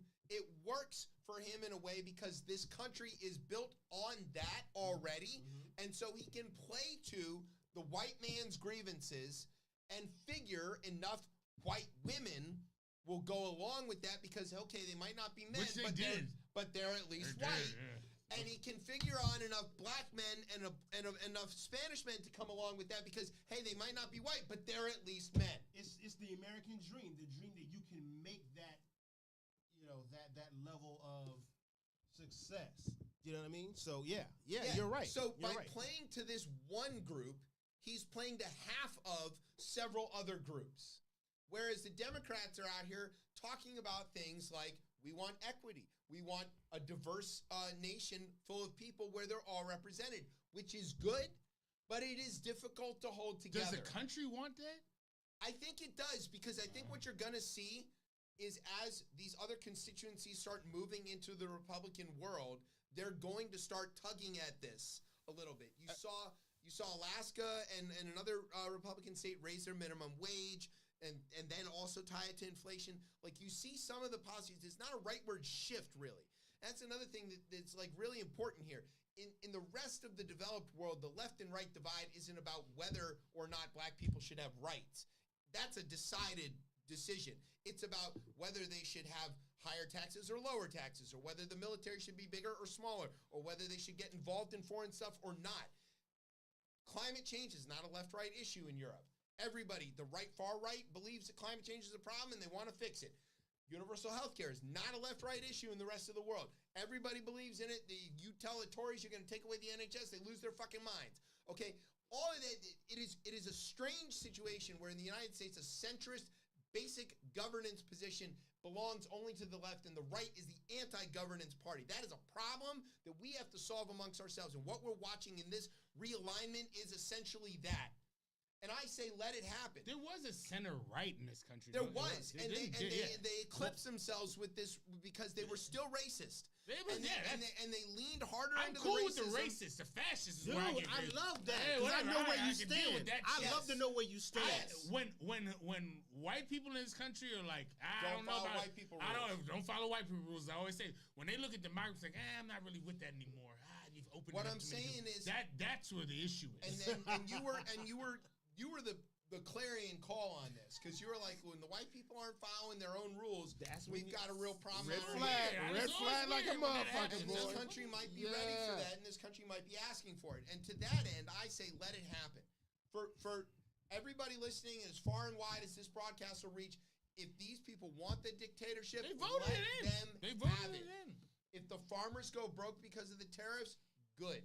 If good. South Carolina, burn it all down. If South But Carolina, that's what they do. But we can't beat the if burn South it all Carolina down. and Florida experience, I don't want to burn it down. We don't yet. want a revolution. Yeah, no. I'm not ready if for that. South Carolina and Florida experience the brunt of climate change, and there isn't enough federal money to come and bail them out from the next several dozen hurricanes coming up their ass, let it fucking happen. Next pandemic, I got that's RFK. right. If RFK wants to let people die from the lack of vaccines and they're stupid enough to file, let it fucking happen. If all of these West Virginia coal miners or sons of who died in the strikes to get basic workers' rights want to vote for somebody who's going to destroy those rights, let them eat coal.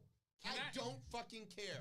But can I not go to those, not me, but can someone go to those coal mining towns and be like, hey, maybe we need to learn a new skill, and the federal government finances don't you know that the education department will be gone? Remember. Yeah, by that time? So, No. These people need a harder lesson to be learned. In 2016... So America, not these people, America needs a harder lesson. Us. Right. Because the leopard is going to eat everybody's face. That's true. The leopard is going to eat everybody's fucking face. It's going to be rough. Okay. But I believe that the only way that everybody who needs to learn this lesson does learn this lesson is it's got to be way worse. What you're saying is they have to pull themselves up by their own bootstraps. That's exactly what I'm saying. No, you didn't say that. No, that's kind of... They don't need a handout. They need a hand up. So we allow this grift that's going to happen to happen the next 4 years. Yes. Because that's all it is. It's a grift. Matter of fact, throw some gas on it, too, if we can. Oh, God. Burn it out. No.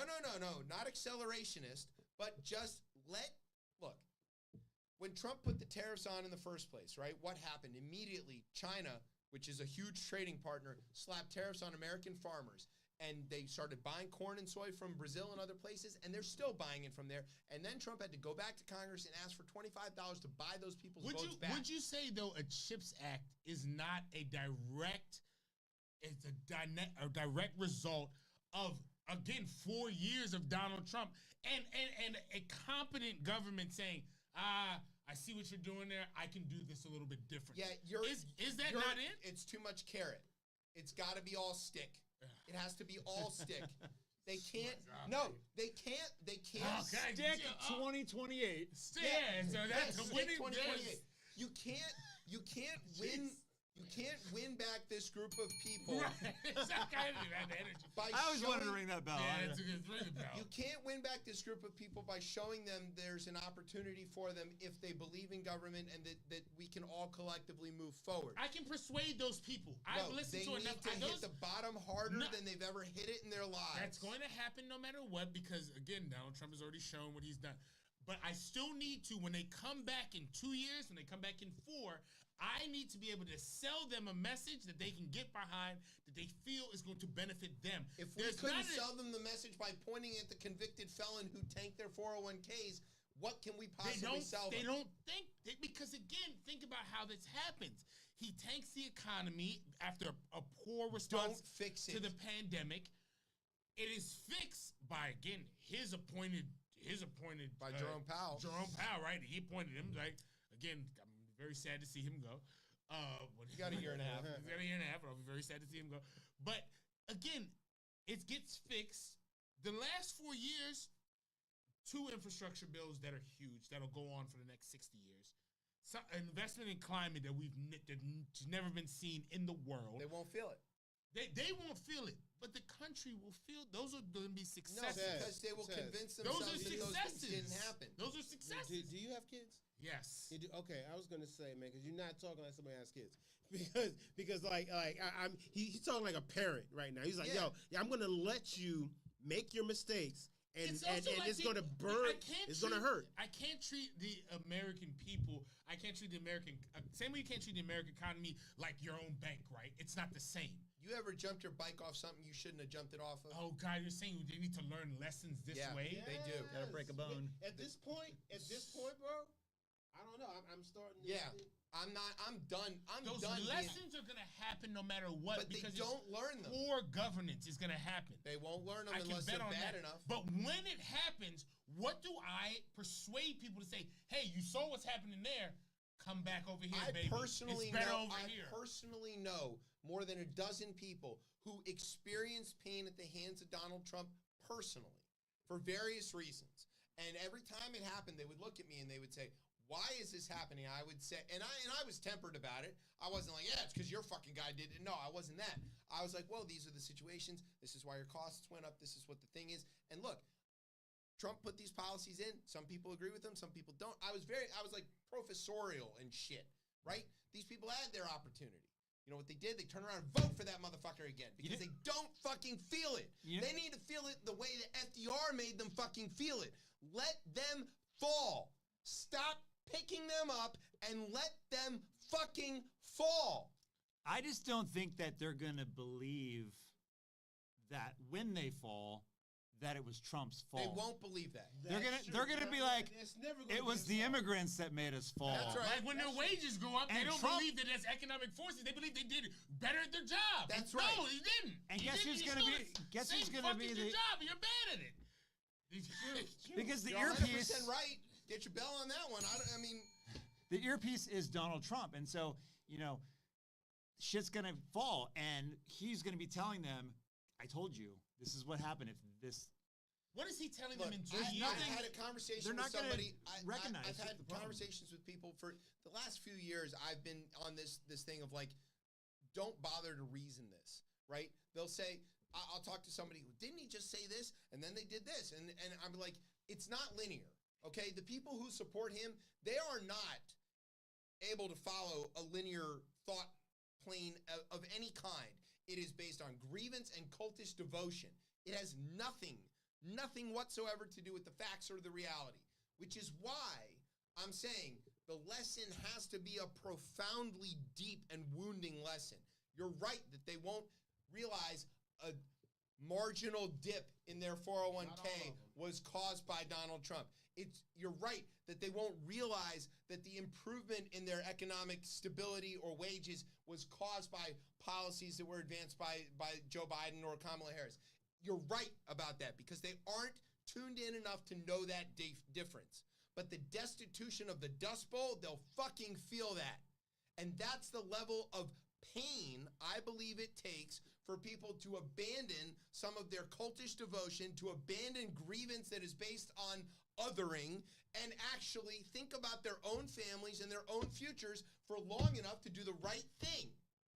That is a very serious thing. If you look at what came out of the Depression, you saw poor white Southerners making the same trek to California as poor black Southerners and looking at each other going, well, shit, we're all in trouble and we're going to a place where we have a future. And FDR came and said, yes, you do. And here it is, because they let them fucking fall. He let them pick up from the bottom of the bottom of the bottom.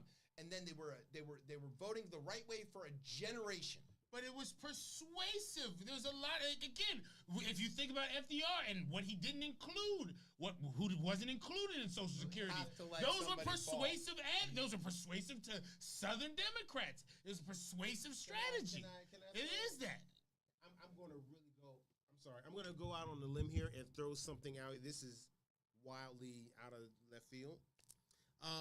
Let's say 50 years from now, all right?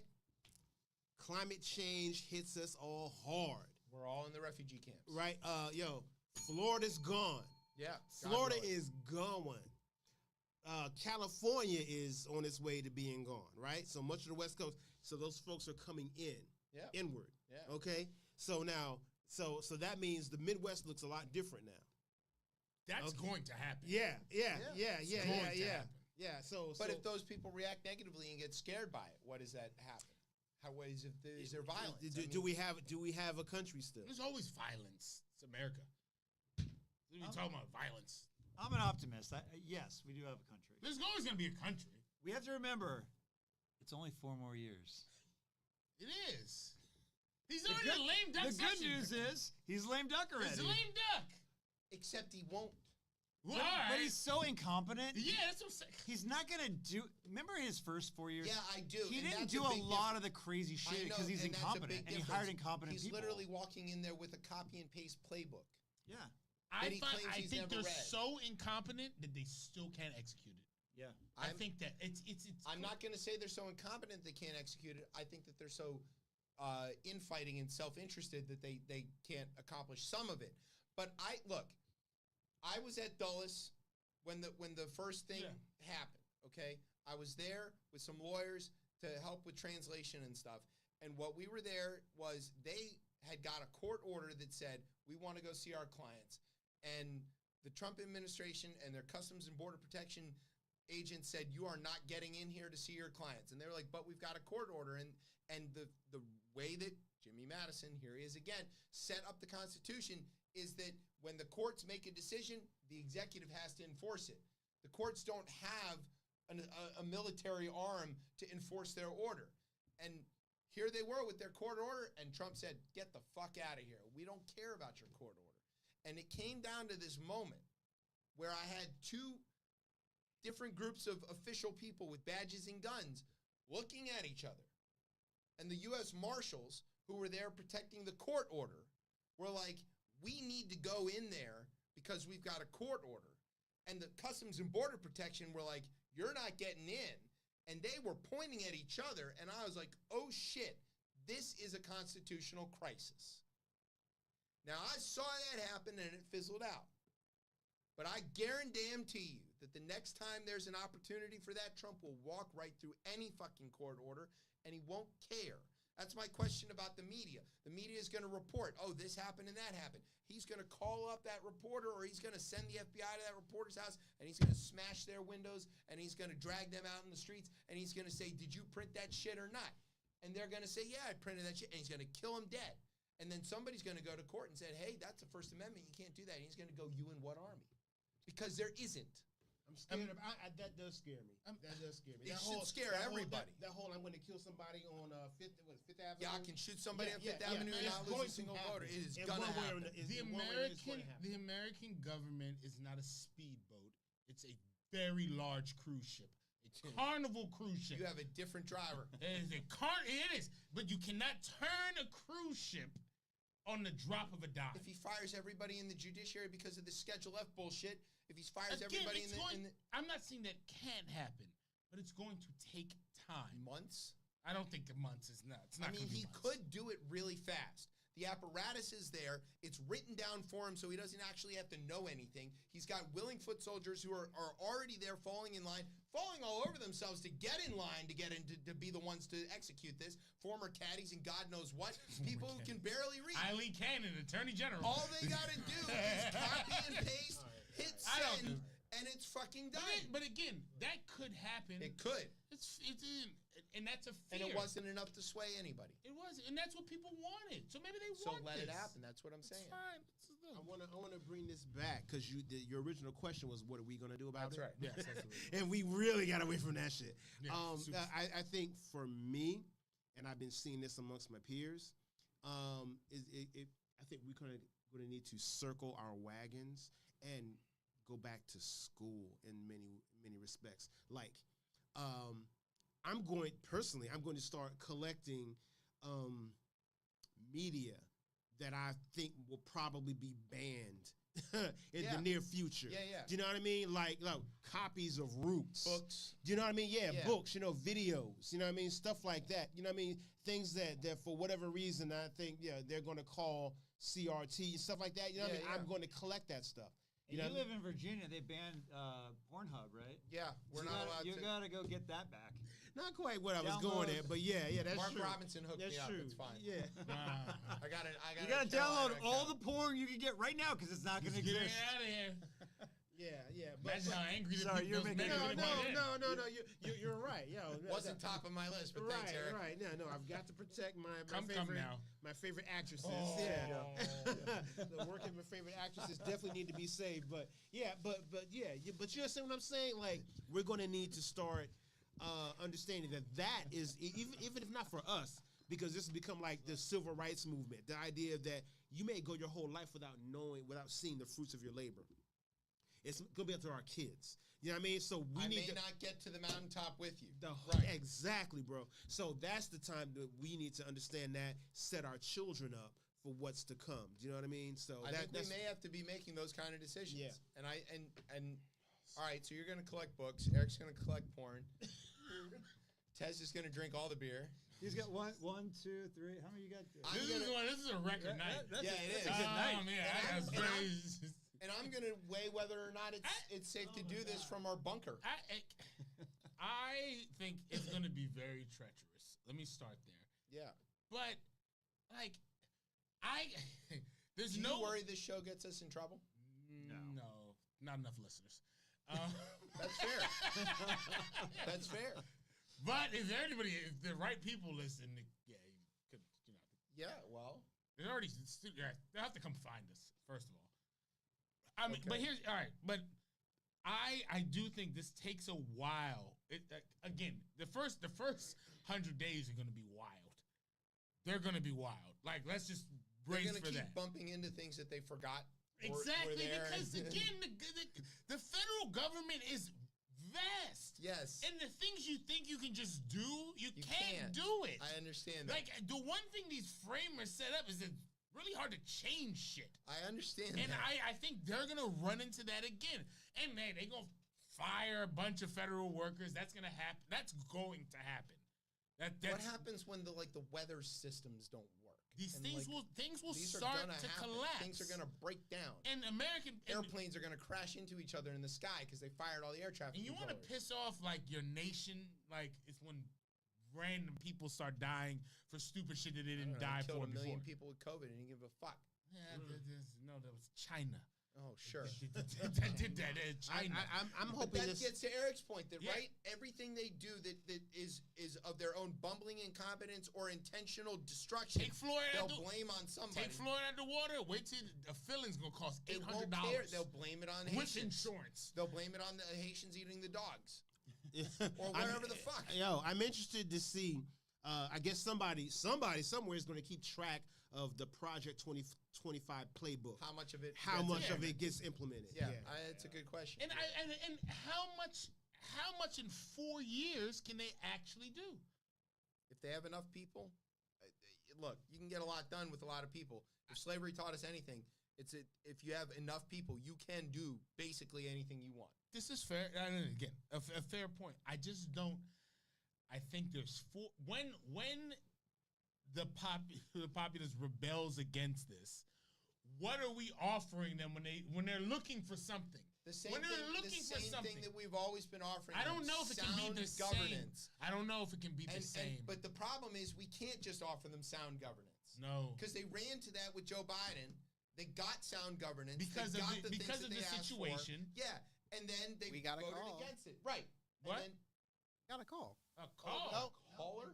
Is that NIMBY? What the fuck is that? Is NIMBY calling in? They dropped out. Sorry. Oh, wow. Sorry, call Domino's. Yeah, call back. 301-761-1040. We've never picked up a call on this show. Yeah, we have on occasion. On account. All right. Each of the constituencies that voted for Trump. Yeah, pick one. A lot of them are going to be negatively impacted by this. Okay, let's say Latino men get caught in the deportation dragnet, or the farmers get harmed by the tariffs, or God knows what. That's what we getting stimmies again. Yeah, what's our answer? Crazy. I mean, look, let's just say somebody you know who voted for Trump, who is a Spanish-speaking man, gets swept up and says, "Hey, I need help. Call a lawyer." Are you calling? Yeah, you help them. Why? Well, they shouldn't be swept up. They shouldn't be. It's funny. They should have thought of that. But I now shouldn't stick your finger in that fucking outlet, should you? But that's not gonna work. That philosophy is not going to work. Kindness goes a long way too. I'm also. Does it though? Why do I want them to ruin my economy? I need them to stay here. I'm gonna go help them. You're gonna be fine, Coastal Elite. We kindness the fuck out of these. I'm so coasty. We kindness the fuck out of these guys. We picked them up after their destruction of the economy. But they didn't know it was us being kind to them. Yes, they did, and we did. And he went on the infrastructure tour and did everything. He shoveled everything. There was all that stuff. Let me turn into coastal. Yeah, there you go. There you go. Hold on. There's a coasty go guy. bring on my chains. Yeah, let him. Hold on. I'm telling you right now. I'm Coastal Elite, man. I'm Coastal Elite. If you voted for Donald Trump after you had every opportunity to know better, I'm not talking about people who don't know any better. Okay, so Mississippi, you're off the hook. See, you don't know any better. But if you voted for Donald Trump and you knew, and then you get harmed by him and you come to me for help, I will be very interested in what's for lunch that day. But I will not be helping you.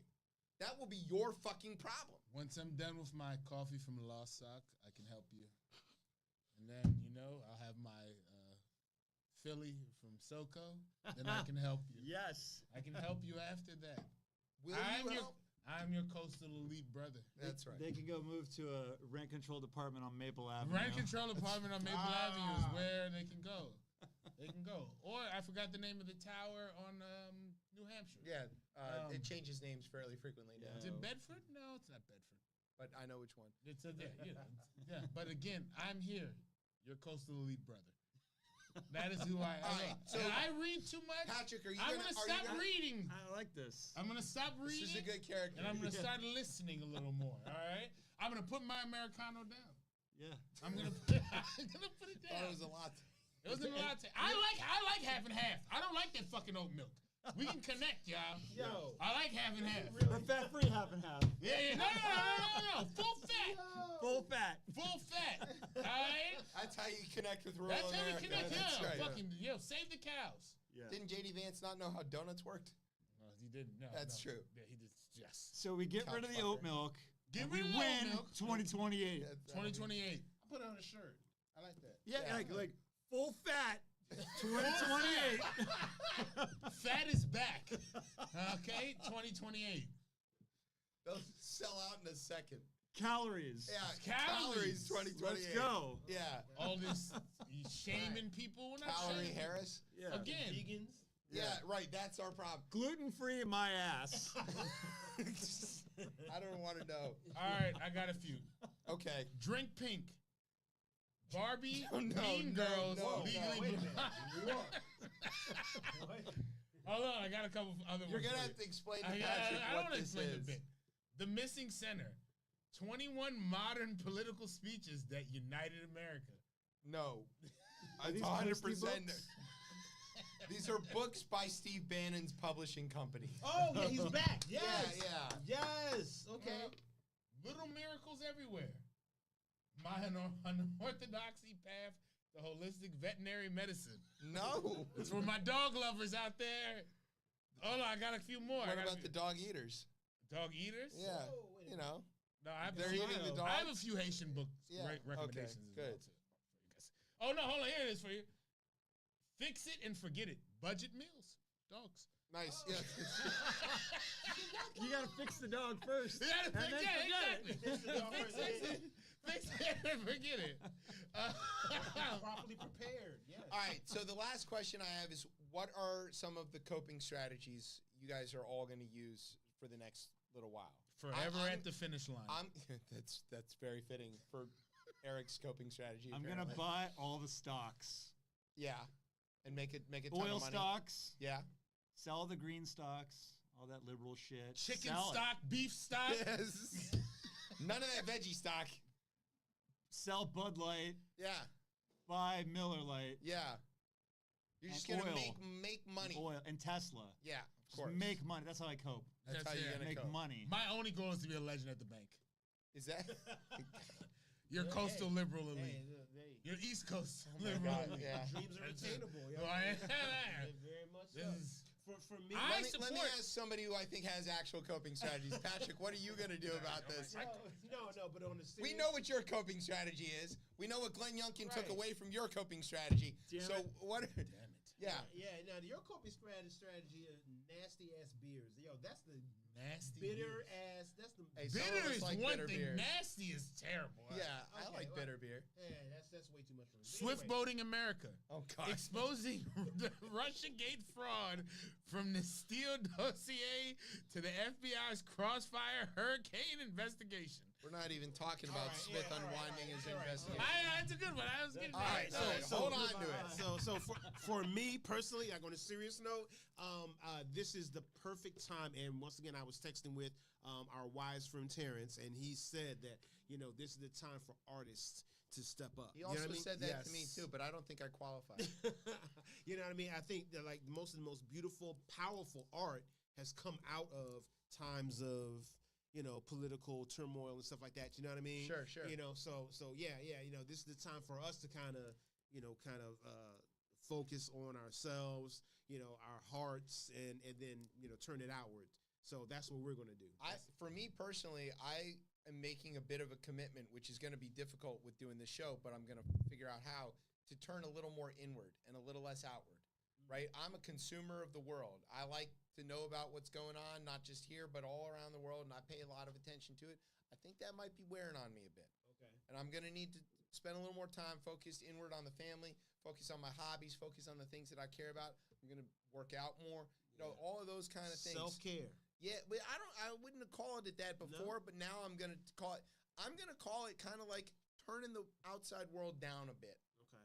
You know, like it's got a volume control. And be like, yeah, I need to know what's up with the weather and the traffic in the morning, and I might kind of leave it at that. Yeah. I don't, sports. You know what's up with the weather. Yeah. He controls the weather.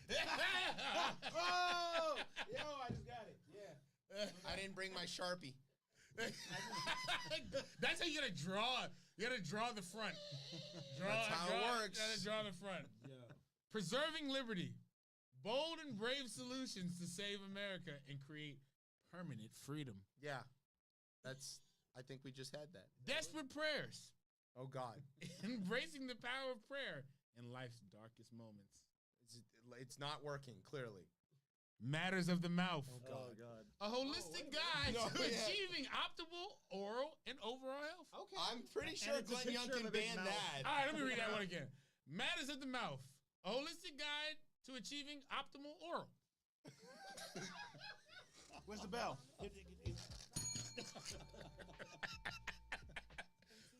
From your coastal liberal elite. All right, you hear that music, Who is which black? means we've come to the end of the show. Of course Look he at is. that. Of course. Look. Yeah. Of course. Thanks to Patrick for The agreeing Pfizer papers. to co-host. Oh, my God. I think I said that one last Yeah, I think you did. All right, thanks, Patrick, for agreeing to co-host, despite not knowing what the outcomes were before he said yes. Thank you to NIMBY and Yimby for joining us. Yes. And thank you to your pet architect, Eric. It's very nice of you to bring him along. And all of the other folks who make this show possible. Thank you to our current radio partners. We won't name you for your own safety. Thank you to NOTN for keeping us on for another week. Maybe, don't know. Thank you to our home on the interwebs, coplaymedia.com. And thanks, as always, to our family here at Beltway Radio for making us sound as smooth as Kamala's concession speech. All right. Where can everybody... I'm a coastal. You are, yeah. Oh, my God. You got everything in your book. It's the coastie. With his Apple. Okay. Yeah. Patrick, where can everybody follow you on the socials? On the internet, IG, Black Picasso's Gallery, all one word, no space. There you go. All right, Eric, where can everybody follow your stuff? I wish I had a smooth name like that. Mine's Tacoma Torch with a K, Takoma. We are not Seattle. There you go. Instagram, Twitter, Facebook, and now Blue Sky. Tacoma is also not Seattle. But they're very clear about that. All right, Tez. Coastal Elite. At Coastal Elite. And company to create that. At Coastal Elite. I guarantee Elon's already got it. It's already there. You can find me, as always, on Instagram at Ketchum Cordy. You can find me on that hellscape that is X at DC Cortez. And you can find me always being a flaming coastal liberal elite on Blue Sky at DC Cortez. All right, you can find me and the show on the Twitter at ChipChatRR. You can find us, of course, on Facebook or Instagram at RipChipChat. You can find me on Blue Sky at Chef Chip, my old Twitter handle. Oh, it's back. Still of course exists on Blue back. Sky, yeah. And you can, of course, find us every Thursday night at 9:30 here on Beltway Radio. I'm Chip. That's Tez. That's Eric. That's Patrick. That's Brian. That's Nimby and Yimby. We are out of here. Bye. Ponder. Get us out on time is what he be trying. The show is like a custom feathered Abby in those words. How can we stay late when our guest is early bird? In conclusion, the message is to go out and serve folks, whether that's through art, music, or if you just tell jokes. We seek to medicate your ears, hope you eradicate your fears. And thanks for sticking with us through all of these years.